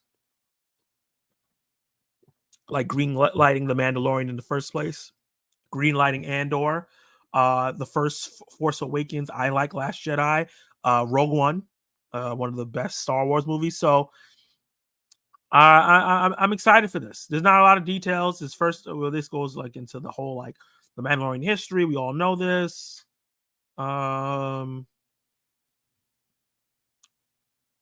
It's not yet confirmed whether Pascal will reprise his role as the Mandalorian for the new film. At present, the fourth season of the history is also in development.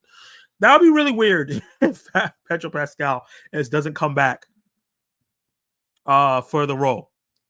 That'd be really weird. Even if he doesn't take the helmet off and he just does some voiceover, gotta at least do that. I have loved telling stories set in the rich world that George Lucas created. Favreau said the prospect of bringing the Mandalorian and his apprentice Grogu to the big screen is extremely exciting. And then Kathleen Kennedy said Jon Favreau and Dave Filoni have ushered into Star Wars 2 new and beloved characters, and this new story is a perfect fit for the big screen. The Mandalorian and Grogu leads an ongoing feature development slate of Lucasfilm that also includes films helmed by Shireen Obaid-Chinoy, James Mangold, and Dave Filoni, as previously announced. This would set the film up as the first Star Wars universe to hit theaters since Star Wars Rise of Skywalker, which was straight up boo-boo. So with that one, I am excited, but I'm trepidatious. The reason why I'm trepidatious about the fact that this is happening, well, as a Mandalorian fan, as someone that watched all 3 seasons and enjoyed all 3 of them, the fact that the Mandalorian has never been that, the first season did really well in the ratings. I think it hit number 1 on Nielsen for a couple weeks, but season 2 I don't think ever really got that high, and then season 3 didn't as well. The heat for the Mandalorian series dropped. So I'm in fear that we're gonna get a situation like the Marvels, where people don't know who these characters are. People didn't know who Monica Rambeau was. People didn't know who Miss Marvel was. So they're going to be seeing this trailer for this this new Star Wars movie and wait, what's happening? Why it feels like this is already stuff that's continuing from before. And then they're going to feel like, oh, I have to do homework. Like a lot of people like to use that word when they have to go watch something entertaining it's homework. So I'm scared that's what's going to happen. On the other half, I'm scared that we're going to get a lot of recapping in the movie, because they are scared of people feeling like they're lost in the film. I don't know if there's a big enough fan base of the Mandalorian to go power a high budget Mandalorian film, but we got to see what they come up with. Maybe they might bring in some old characters, and this might be a mixture of things. Maybe tie in Andor somehow and bring in Luke Skywalker. If we get a young Luke Skywalker, that would be huge. It will draw people in no matter what. Sebastian Stan as young Luke Skywalker. But I'm excited for this movie for this very reason. Jon Favreau being behind the camera, but I'm trepidatious because of what happened with the Marvels. And also, that would be a horrible name for the movie, but that is the name right now. It may change. It's in early development, but we'll see. All right, so let's move on to the next rapid fire news. This is coming from Deadline. Tom Cruise returns to Warner Brothers after I think almost a decade of not being with them. So he has made a partnership with Warner Brothers, which is an initiative that they're having, trying to get some more franchises, get things rolling for the company, because it's been in some financial trouble because David Zaslav bought this thinking that it was way better than it actually was, and is in a lot of debt that they didn't expect. So Warner Brothers Discovery CEO David Zaslav and the Motion Picture Group's co-chairs and CEOs Michael DeLuca and Pam Addy have hammered out a new strategic partnership deal with Tom Cruise that will take effect this year.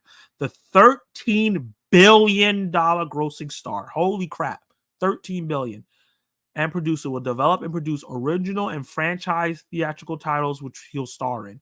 Cruise and his production company will have an office on Burbank, California. A lot. The last time Cruise starred in a Warner Brothers movie, and this is really important, and why I'm excited for this, it was for the 2014 sci-fi action film Edge of Tomorrow.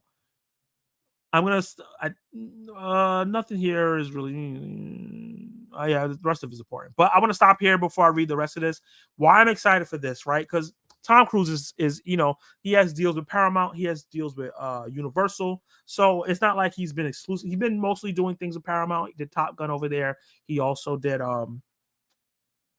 the Mission Impossible films. So this is not like he's been exclusive somewhere because he did Universal. He was trying to do the Universal Monsters thing. That didn't work out. But him coming back to Warner Brothers, the most exciting thing is that we get an Edge of Tomorrow sequel. I recently watched that movie last year for Throwback Thursdays, and I really enjoyed it. I really, really liked it. It was one of the most unique modern sci-fi films that I've seen in a long time. And yeah, Emily Blunt has been saying they want another one, and I really, really hope that they get this down. Hey, Matt Film Show, thank you for joining the live stream. He said, "What's up, Zach? Do you think the merger with Warner Brothers and Paramount will happen?" So I've been saying since I've been hearing the rumors that they were going to merge that I don't think it's going to happen because I think that the government is going to step in like they wanted to step in for Disney, but for whatever reason, they didn't step in when Disney bought Fox, and we saw how that created problems and things like that. I don't think they're gonna. It's just like Nickelodeon and Cartoon Network fusing, and all these franchise. Like think about all the franchises that Paramount has, Star Trek and all this stuff, and then Warner Brothers with all their Game of Thrones and all these franchises to under one roof. I think that's too much of a monopoly. In my head, I think the best bet is Apple buying Paramount because they don't have huge franchises and they can fuse Apple TV Plus and bring that quality to Paramount Plus to help that streaming service. And then they've been doing award fair, which Paramount Plus doesn't really have a lot of award fair. Or I keep saying Paramount Plus, but Paramount does have a lot of award fair. Apple has a bunch coming out every year. They won Best Picture for Coda, right, a couple years ago. So I think that would be the best bet where we get these that Apple gets hands on franchises, then they'll continue to do their award fair and it'll be a balanced company. But I don't think they're going to be able to merge. It's possible. I could be wrong and the government might not step in and it happens. But I have a feeling that one of the companies is going to have to sell off pieces of them. So it's not a monopoly. Edge of Tomorrow, one of the most underrated movies of all time. Highly agree. No, this isn't an exclusive deal, as Cruise will continue to work with Paramount, where he's shooting Mission Impossible 8, and Universal, where he's making the $200 million shot in space movie directed by Doug Liam. I forgot about that. Woo! $200 million. That movie is not going to do well. Overall, Cruise doesn't have exclusive deals at any studio. No projects at this point in time are in works or greenlit, as it's still early. We are thrilled to be working with Tom, an absolute legend in the film industry. Our vision from day one has been to rebuild this iconic studio to the heights of its glory days. And in fact, when we first sat down with Zaslav to talk about joining Warner Brothers Discovery team, he said to us, "We are on a mission to bring Warner Brothers back. We have the best resources, storytelling, IP, and talent in the business, and we need to bring Tom Cruise back to Warner Brothers." Wow. Today, that became a reality. We are one step closer to achieving our ambition. We couldn't be more excited to welcome Tom back to Warner Brothers. Looking forward to bringing more of his genius to life on screen in the years ahead. Cruise said, "I have great respect and admiration for David, Pam, Mike, and the entire team at Warner Brothers and their commitment to movies, movie fans, and theatrical experience." So, yeah, he's big on that theatrical experience. That's why I love Tom Cruise, even though he can be weird sometimes. I look forward to making great movies together. So, yeah, that's the big stuff.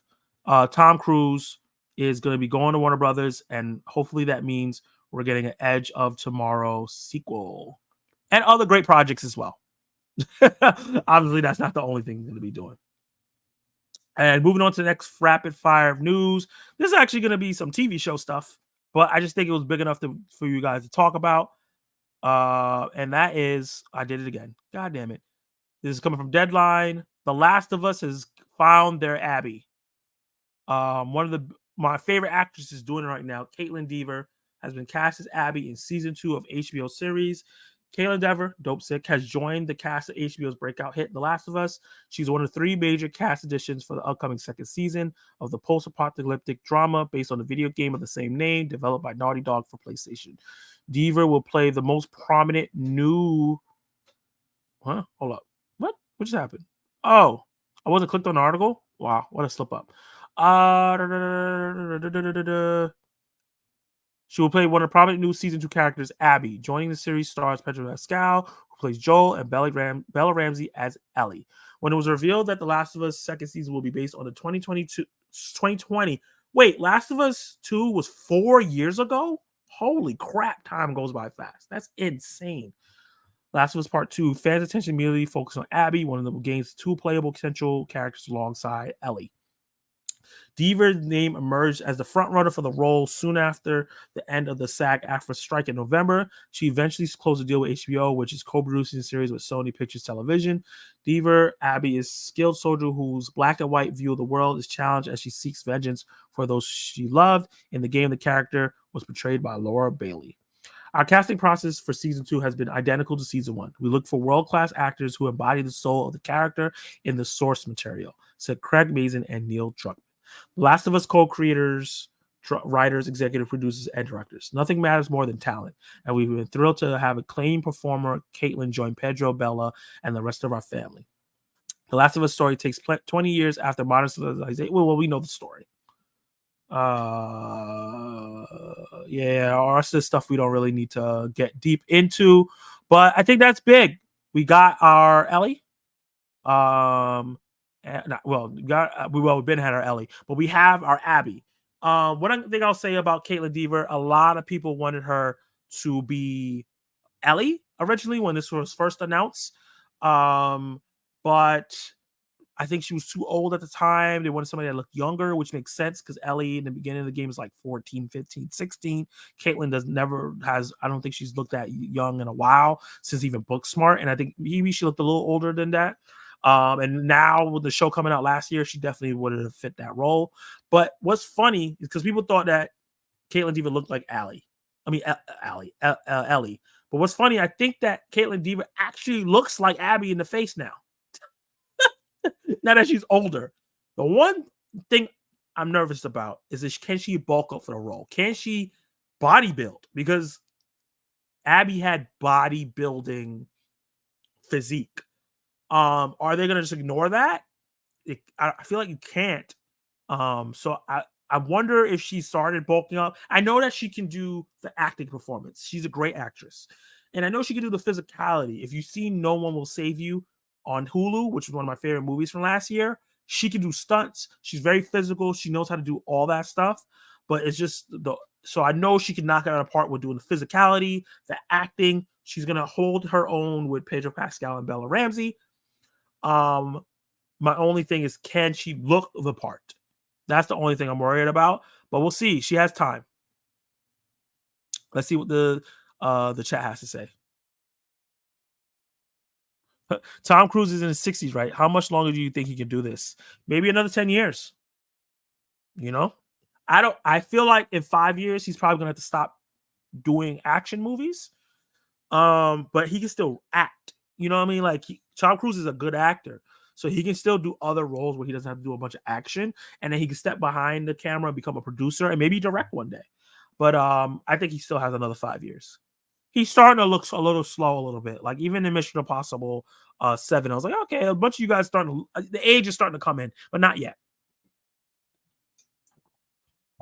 I don't want him to become like not Nicolas Cage, Sam Jack, where he's sitting down doing fighting scenes. Oh my God, no, she better bulk up. Yeah, she has to bulk up. I need Abby to look like She-Hulk without the CGI. Yeah. That's accurate. Last of Us 2 is still the most hated game 4 years later. I absolutely love both games. I still love both games too. Unnecessary hate. She's really gonna need to work out because the character Abby was really big, has really big muscles. Yeah, she does. She has to look strong as hell. She has to look like the strongest person in the room, basically. I love Abby and I love Last of Us 2, and I'm getting the remaster in 2 weeks. Yeah, I'm gonna get the remaster pretty soon. Clay said she gotta do push-ups. Yeah, she gotta do a lot of push-ups, a lot of protein, a lot of push-ups. I just hope that she doesn't bulk up so much that she affects her physique. You know, like Anil Aman Jalani. I think I'm saying his name wrong. When he did Eternals, he affected his whole face. So even after that, his jaw didn't change. And I feel like Zac Efron has kind of affected his face too, for the Iron Claw. So hopefully she can find out a way to bulk up without affecting herself in a negative aspect. The Last of Us 2 remake for the PlayStation 5 comes out in a few weeks. Yeah, I'm going to be getting that soon. Abby was a beast. You can't have her looking frail. I'll check out immediately. Yeah, I agree. Last of Us 2 PlayStation 5 remake is coming up. Yeah. Hey, Zach, how are you doing tonight? Camille Nanjian. Thank you for that. And I'm doing really great. Thank you, Jason Entertainment, for joining the live stream. Appreciate you. Yeah, he had a huge transformation, and his face structure really changed a lot. Yeah. The Ellie casting made me realize the actor's performance is more important than how they look because Bella is elite. I've always known that. When people are like, "Oh my god, this actor doesn't look like the character in a comic book movie," but then when they grab the essence of the character, I'm like, that's the important part. I don't want somebody that looks like the actor and not like the actor. I don't want somebody that looks like the character but can't play the character properly. We've seen that before, where they hire people that look like the character, but then it's like, oh, like I don't think John Krasinski did a good Reed Richards. He looks like Reed Richards. He was the fan casting, but I don't think he's right for the role. So that's like an example for me. Not with Abby. She has to bulk up a bunch. I don't know how they're gonna do it, but they got to figure out a way to bulk it up. I'll hold Abby in such high regard. I need her looking like Gina Carano without the racism. I don't think she's gonna look that big. I think she's gonna look bigger than Ellie. I don't think she's gonna look that big. I think this is gonna be a situation where her supporting cast is gonna help her do the thing in the beginning of the first game.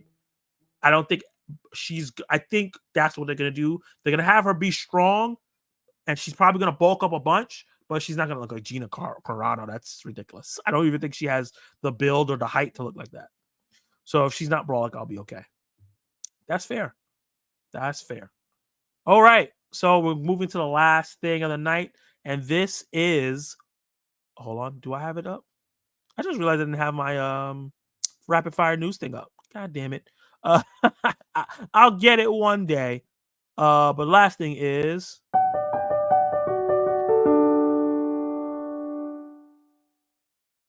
What is coming out this week? That is what we're here to talk about.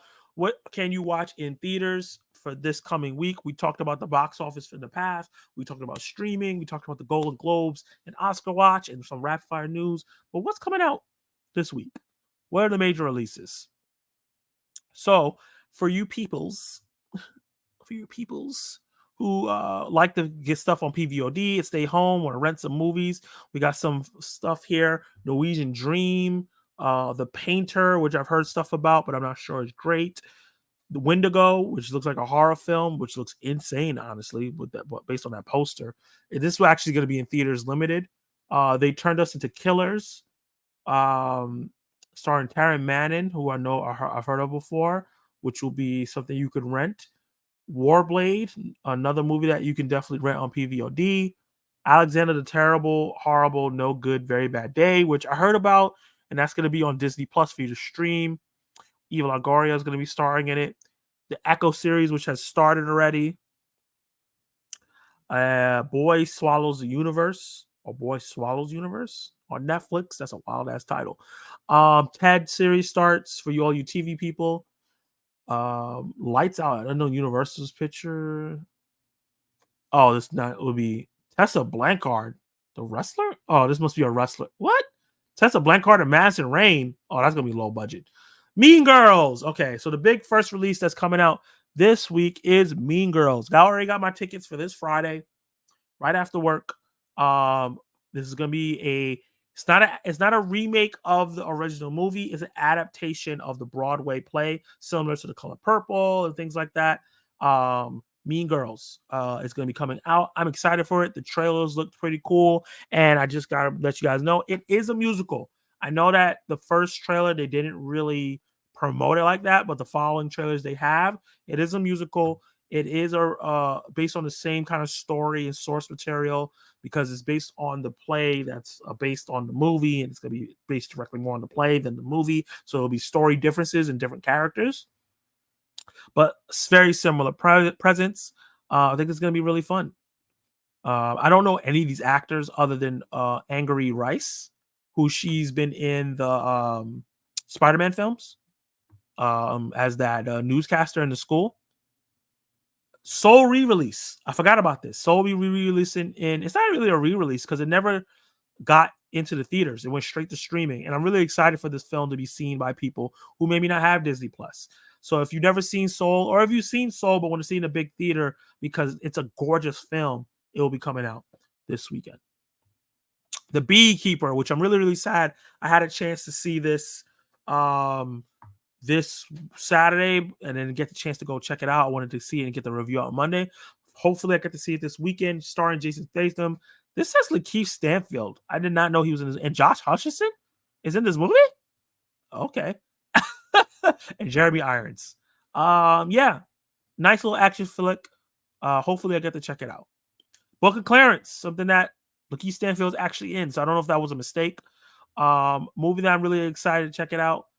Inspired by classic Hollywood epics set in biblical times, the Book of Clarence tells the tale of Clarence, a down-on-his-luck Denzian of Jerusalem, embarking on a misguided attempt to capitalize on the rise of celebrity and influence of Messiah of his own personal gain.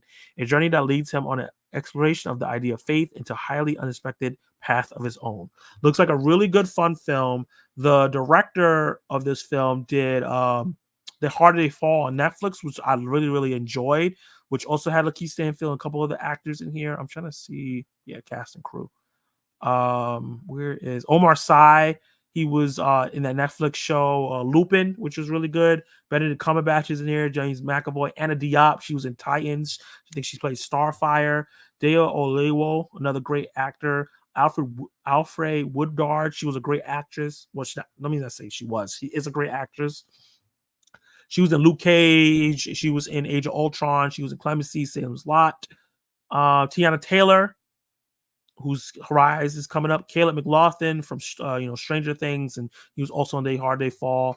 And the director James Samuel, who's he's done some stuff. The Hard Day Fall, Book of Clarence. His next one is Irredeemable. But yeah, I'm excited for this film. Jason Samuels has a unique take on things from what I've seen.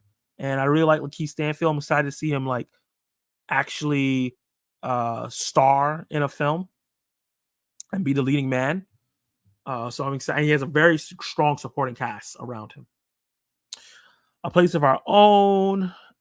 It says A Place of Our Own follows Layla and Rashini as they seek a new home after an unjust eviction.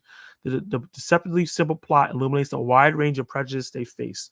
Determined to find a space to thrive, Layla and Rashini depends on each other and their own inner strength to withstand the hatred that surrounds them, and challenges amount the women find friends and support in unexpected places. Sounds like a great film. Sounds like a great idea.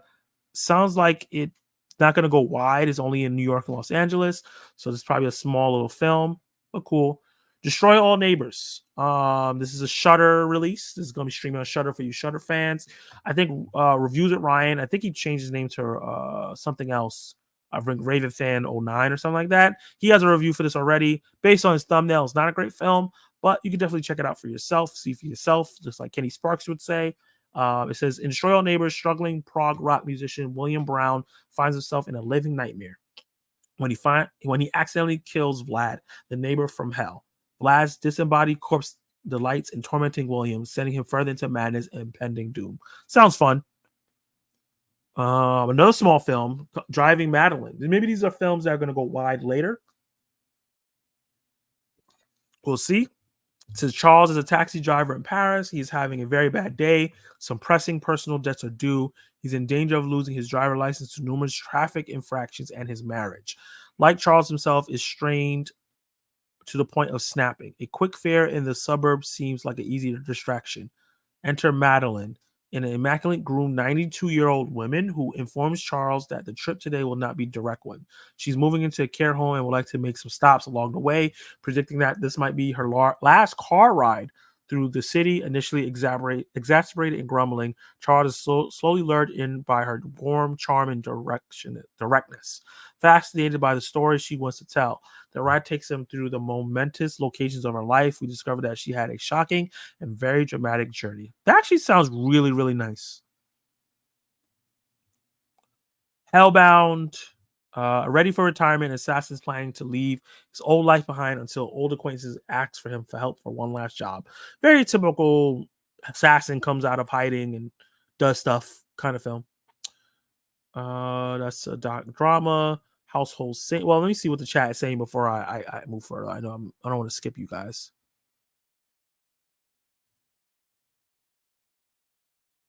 This week is packed. Yeah, it is really packed. Last thing of the night. We still on 2:30? We on still 2:30. I'm not sure what that meant. For people who have played the game The Last of Us do you think the scene that involves a death, do you think it's going to happen in the beginning of the season 2 or the end of season 2? I think that it might happen in the beginning of season. I think it might happen in the beginning of season 2. I think they're going to want to show. I don't want to spoil stuff. I think it'll happen in the middle. Isaac, what does the actor need to do to win the award? What does the actor have? What does the actor has to do? Well, it is a political game. You can give a phenomenal performance, and sometimes that's enough. But you and the company, like if it's your agents and the distributor, have to campaign. They have to campaign, really get it out there to all the awards voters, really spin it and talk about why they deserve it. Whether it's like Jamie Lee Curtis, she deserves Best Supporting Actress because she's one of the best to ever do it, and she's never won, and this may be her last chance. That will sway people. Give them storylines that make sense, narratives to build into it. Lily Gladstone, phenomenal performance, but the narrative there is that she's a Native American woman. She's never they haven't had a Native American woman win Best Actress before, and that's the narrative there. So narratives matter. You can't just be amazing, you know. Sometimes it works, but you also have to have some good what's the word I'm looking for? Politicking. Will you be watching Echo? Yes, I will. I think it'll happen probably not right in the beginning. Echo didn't start yet. We still have 20 minutes. Oh, nice. Wow, no one like to Mean Girls. Oh, hit me on our regular chat, Clay. Let's get tickets. Very not fetch. I didn't know. I should have asked. I know you told me to ask. My bad. I'm seeing Beekeeper and Book of Clarence. I'll wait for your review, Zach, to determine if I'll see Mean Girls. Oh, I appreciate that. Isn't Soul a one-day release only? Lakeith is not in the movie. Yeah, I figured. Lakeith was great in live-action Death Note. Clay, go hide under a bus. Never mind on Soul Question. Also, from Last of Us 2 game, do you think they'll include one spicy scene? That's one of those things that they could cut. That was the most unnecessary scene in that film. Yeah, no. Household Saints. Joseph is a butcher with a wicked sense of humor who wins his wife Catherine in a Pinocchio game. Whoa, okay. Over the protests of his mother, who talks to ghosts and makes deals with saints. What is happening in this movie? Joseph marries Catherine. When the old lady dies, her spirit is channeled into her granddaughter, okay, Teresa, who overtakes the film with her yearning to serve God. Perfectly embodying a modern day Bernadette, Lily Tamer imbues Teresa with a mix of dedicated innocence and naivete. That's a wild ass movie. Vincent D'Onofrio is in this, Mr. Kingpin himself. I did it my way.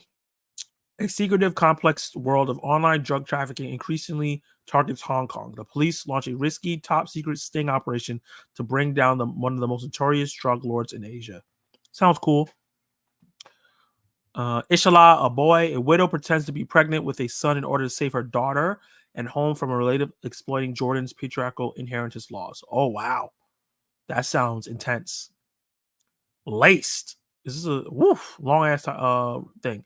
In a remote cabin on the evening of a record-breaking blizzard, a young woman plots to poison her abusive husband in order to end their toxic relationship once and for all. Why don't you just leave?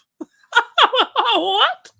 When the poison fails to kill him, she not only has to quickly concoct a backup plan, but also contend with her husband's increasing suspicion that his intensifying illness isn't wholly accidental. And with the unexpected arrival of her brother, her carefully crafted scheme threatens to spiral even further out of control. Now tapped together, the snow piles up, double crosses, and horrifying secrets threaten to ensnare each of them in their own spider webs of deception. That actually sounds really interesting. Oh, it's gonna be on digital? I'll check it out. That sounds interesting. Laced. Lift is a movie I heard about. This will be on Netflix. Uh this is with Vincent D'Onofrio, Kevin Hart, Gugu Magath-Raw, who I'm a fan of, Sam Worthington, Matt Reeves, I think, is producing it. Simon Kingberg and F. Gary Gray is directing. International heist crew is recruited to prevent a terrorist attack and must pull off the heist on a plane mid-flight. Sounds cool. Role Play, which I almost got a screener for, coming on Prime Video. Emma has a wonderful husband and 2 kids in suburbs of New Jersey. She also has a secret life as an assassin for hire. Didn't we just get this kind of movie with not Mark Ruffalo? I'm gonna say Mark Ruffalo, Matt Damon. Mark Wahlberg. A secret that her husband David discovers when the couple decide to spice up their marriage with a little role play. Oh wow, sounds fun. Might check it out. Self-Reliance, which is called. Also, we got some streaming movies: Lift, Role Play, and Self-Reliance. If you guys want to stay home. When a man is offered $1 million to play a game in which hunters try to kill him, he thinks he has found the perfect loophole. You can only attack him when he's alone. His only problem is that none of his friends or family believe the game is real. That sounds fun. I'm definitely going to check it out just for myself. Anna Kendrick, Wayne Brady, Jake Johnson, Andy Samberg, Emily Hampshire, Christopher Lord, and Natalie Morales. Really great comedic actors. Big fan of Jake Johnson. I'm checking that out. Tim, limited release. Georgina Campbell from Barbarian, who I really, really liked in that film. It looks like she's going to be in another horror film. Maybe she's the new Screen Queen. Prosthetics engineer ABI, Georgina Campbell is playing that prosthetics engineer, begins work on a company's latest project, an AI humanoid Tim. Wait, is this like a knockoff Megan? Oh, God. Programmed to only serve her. It leads to a dangerous obsession. Married couple ABI and Paul are driven violently apart by devious machinations of Tim. A humanoid AI develops a dangerous obsession over. Oh wait, this is the same thing over and over. That sounds like Megan. Sounds like they're trying to piggyback off of Megan. Interesting. Breaking the wow. There's a lot of movies coming out. Maybe hold on. I feel like Lift is the last one in Role Play. I feel like this is going because I think this is this just the whole week? Yeah, it's not the whole. Yeah, this is just the whole week. Yeah. Okay, so I'm not going past. We got a couple more. Breaking Ice, if you want to watch a rom-com. Night They Came Home, if you want to watch like a Western. The Settlers, if you want to watch another Western. We don't get a lot of those. Under the Fig Tree, which is a drama.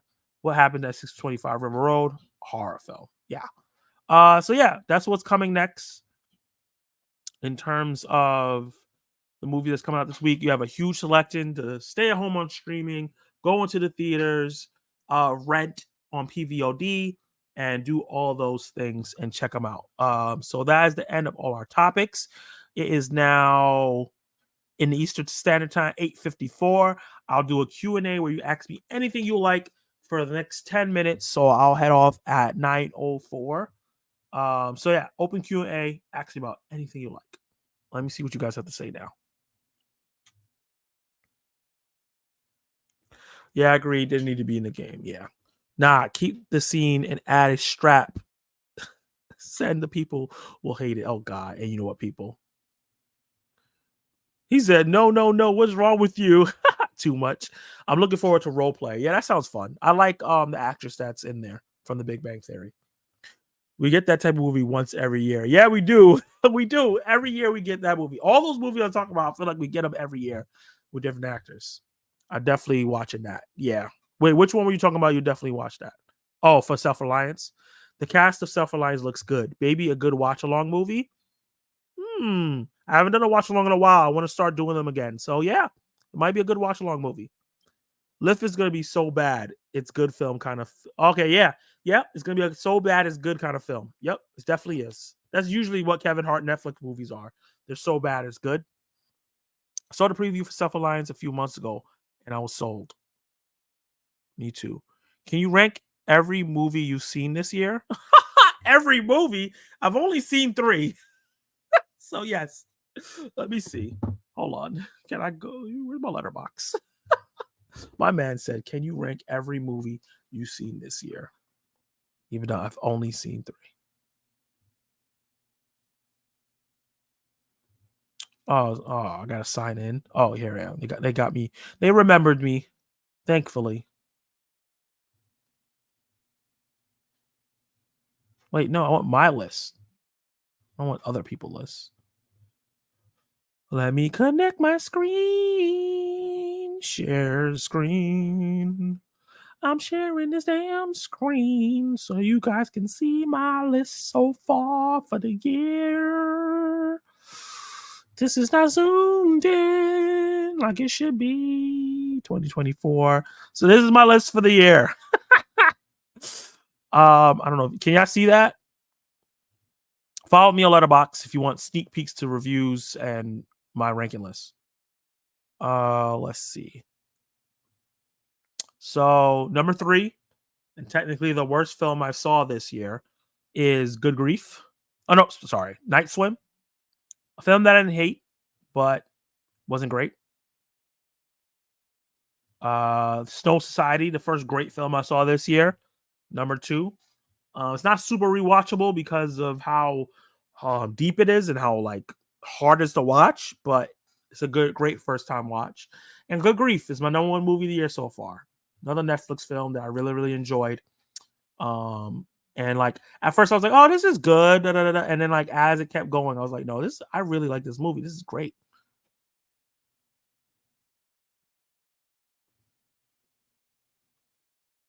Can you? Okay, thank you. What the hell? I said close. Oh my god, Google. Okay, but yeah, those are my rankings for the films I saw this year. Let me get out of here with all these damn ads. Beekeeper is number 1. The end. Can you rank every movie you ever seen? I probably could, but that's gonna take a long time. Have you seen Foe? I haven't seen Foe yet. I know it hit streaming this week. I want to check it out. I didn't get to check it out when it was in the theaters, and then I heard bad reviews for it. So I was like, I'm not gonna run to go check it out. And also, it's not gonna get like nominated for an award. So I was like, I'll watch that on my own time. I like both the leading actors, so I've only seen 2. That's fair. The ultimate review. Facts. That video would be like 2 hours long. What is your movie goal for the year? My movie goal for the year. So I saw 117 movies last year. Was that right? Let me go check. Yeah, I saw 117 movies from that came out last year. Um, my goal is to see 200 this year, but we'll see. We'll see. I might end up seeing 117 again because that's hard. Mean Girls 1 and 2. Wow. Okay. I've only seen 2 as well. I want to see 100 movies this year. I want to see at least 1 movie in a theater every week. Oh, I do that all the time. I think last year I skipped 3 weeks out of the year. I think so. I think I only skipped 3 weeks out of the year. But other than that, I saw a movie almost every week. And sometimes I would see 2 times a week. So that makes up for those weeks that I miss. Are movies or TV shows better? It's different. It's different. If you want like a story that has a beginning, middle, and end, and you just watch it, you digest it, you talk about it, and you don't have to go week to week and stuff like that, that's great for movies. For television shows, these are episodic. So you're watching week to week. There's you can talk about it with friends. You get different things out of it. Sometimes some things movies can't do certain things that TV shows can do, and there's certain things TV shows can't do that movies can do.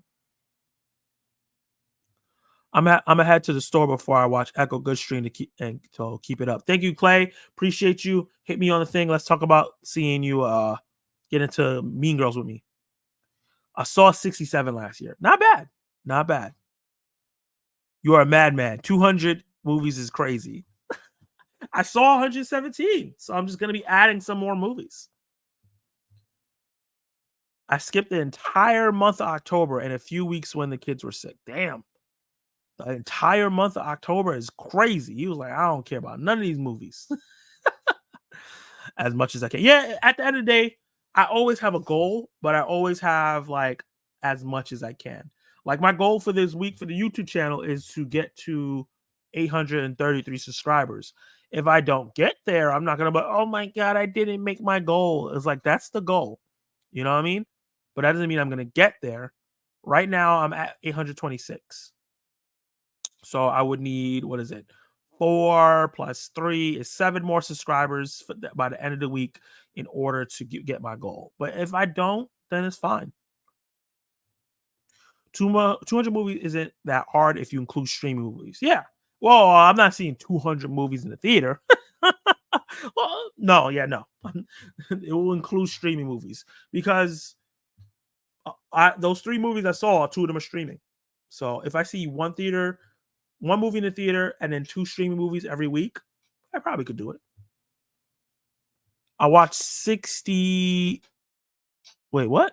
Is that 6 TV shows or you're supposed to say 60 TV shows? Because I know you watched more than 6 TV shows last year. That's possible too. I hope to see less movies this year. I watched too many I didn't care about watching and then regretted watching them after last year just to make content.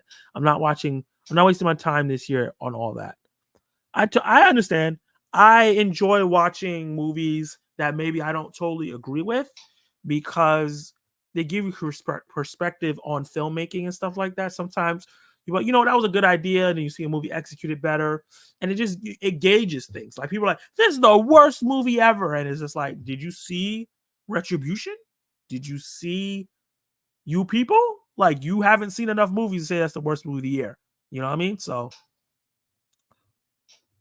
what is your personal goal that you want to achieve this year? Get the channel fully monetized. I want to be by my birthday. I have 1,000 subscribers, 4,000 watch hours. My channel is fully monetized. So I can put ads on my channel. I want to grow the community of the channel as well. I love you guys. You guys are amazing. But I want to start gaining people who are not YouTubers. I want to get people who just love movies and want to watch movie content on YouTube. I would love to get people like that. Not just people like I love having YouTubers watch it because it's great because you guys understand and yada yada yada. And I appreciate all of you guys. But I would love to start getting some people who just watch movie review content to watch Zach Attack reviews and use me as a go-to for like oh, I need to see what Zach says about this movie. So that's a big goal.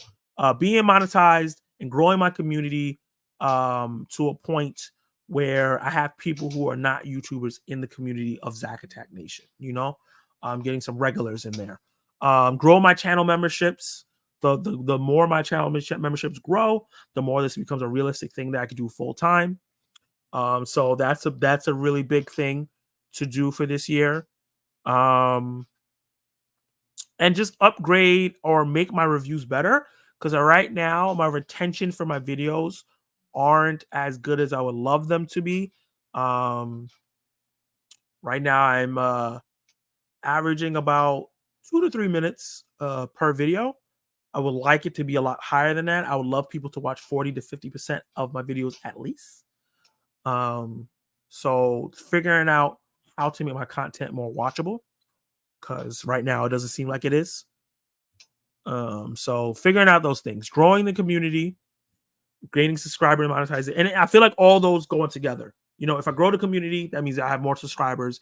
If I have more subscribers and they watch my videos longer, my videos get pushed out to more people, get more subscribers, get close to 1,000, get monetized, start making money, get channel memberships. It all goes in together. I just got to figure out a plan or what I have to improve, whether it's my thumbnails, my titles, or what I have to improve within my videos itself to make them better. We'll see.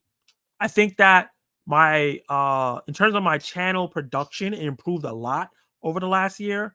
Not even last year, just the last 4 months. Because I watched a video I did 6 months ago, and I was like, wow, the way the video looked, the sound, my review and how confident I was is not as good as it is now. I think my videos look better. I think my videos sound better. I think I have a really great flow in terms of how I do my reviews. I gotta figure out how to keep, upgrading it. But yeah, I think that this year will be a better output this year because just my content is better production wise. So yeah, I know that was long, but okay, it's 9:05, so I'm about to hop off soon. Let me see these last couple of ones. Uh Kenny says same monetize. I want to hit 1K by February, but that's not gonna happen. Well, look, Kenny, you don't know that. You might hit on something like that Rick Ross thing, or remember how Godzilla hit for you, or Civil War reaction trail. You might hit something. Something might come out, and you might be surprised. I never thought When Evil Lurks was going to get 2,000, views and get me subscribers. I didn't think that was going to happen. My Napoleon trailer actually got to 5,000 views and got me a bunch of subscribers. You never know what's going to hit because I almost didn't do that Napoleon review. And I have other stuff I want to do. I want to have my set schedule, do better with my Throwback Thursdays. Those really brought people in. I want to start doing short film reactions and dropping those on Wednesdays. I just got to make sure I do those on time and just not overstretch myself. I felt like I was doing a good job of not overstretching myself, and then I kind of started doing it again this week. So maintaining myself and not overstretching myself. I want to hit 200 subscribers this year. That's my goal.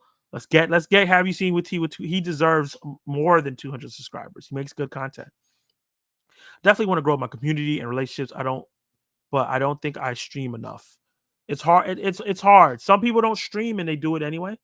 But streaming is a good part. I think that's when I really started connecting with people is when I stream. So yeah, it's hard though. It's hard. Streaming is not easy, especially by yourself. What I'm doing right now, it's not easy. When you have a partner, it's way easier. Her retention is a toilet. Me too. You will reach your goal. You and Kenny Sparks are two of the best. Oh, thank you so much. Man, thank you, DJ. I really appreciate that. I have faith in y'all to be the two biggest YouTubers in the next in the space of 5 years from now. Wow. That is huge. So 5 years from now, if I continue, that will be my 7th year on YouTube. That would be amazing. If on my 7th year YouTube, I'm one of the bigger YouTubers. Because it's not a race. It's a lifelong thing if I want to do this. And it's not even a marathon because there's no end goal. It's just to keep growing. Yeah, YouTube is weird right now. My watch hours keep going up, then back down immediately, even though I don't lose that many subs. Same thing with me. I hit 3,000 subs, and then all of a sudden went down to 277. Then it went back up to 3,000, and now I'm back up to 3,000 and change. So YouTube is weird. What's the TV show or movie franchise you want to get into? I'm doing it right now. Lord of the Rings. I'm getting into Lord of the Rings. I watched the first one. I did a review for that. I'm watching the second one now. I'm watching the extended edition of Fellowship of Ring. It's 3 hours and 55 minutes, and I have 2 hours and 22 minutes left. So after we're done this, I'm going to try to finish the whole movie, and then hopefully I can do my review tomorrow morning. Yeah, I'm going to try to do it tomorrow morning. We'll see. I watched Rings of Power, which I ended up really liking. I know a lot of Lord of the Rings fans don't like that show for whatever reason, but it did good to me, and I liked it. So we'll see. There's a lot of other great content creators in this chat as well, but I'm biased towards y'all. Yeah, there are. Obi Thorn Alliance, Dave's show. Like I said, have you seen with T? A lot of people in this chat, some people that left are really great. We just gotta work harder, be consistent. And just don't be stagnant. Ask for help. Look at other YouTubers, see what they're doing. Don't copy, but make your own version of it. My thumbnails that I looked at, I think the Real Rejects. I was like, oh, I can't do what they do. Their thumbnails are phenomenal. And I don't even know if they make their thumbnails because they have other people helping them with editing and stuff. But I made my own version, and I think that it looks really good now. So yeah. Just keep improving each week. Remember, your thumbnail is one of the most important things. That's the first thing you should start with before you even write a review.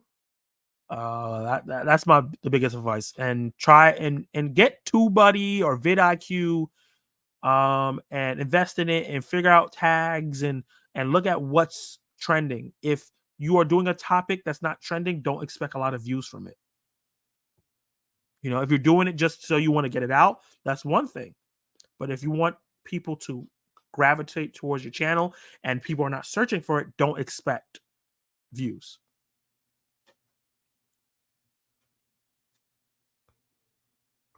Honestly, my videos look and sound good, but they just might be boring and not as paced as needed. I don't personally agree, and this is not coming from because we're cool. Um, I just don't personally agree. I like your videos, but I don't know. I just think that you have a flow now that you've done really good with. And I think if you're consistent with it and put your effort in each video like that, we've talked about that off camera, your retention will start going up. I think you're really, really good. Obviously, you are because you've been doing this for 6 months, maybe 7 months now. You're almost at 1,000 subscribers. You're only a couple hundred. You think a couple. You're soon getting to 3,000 watch hours. Yeah, just things here and there. We all have to improve, both of us. In the future, do you feel like traveling? I definitely want to travel, but I have a lot of things that I have to, some obstacles that I have before I can start even thinking about doing that.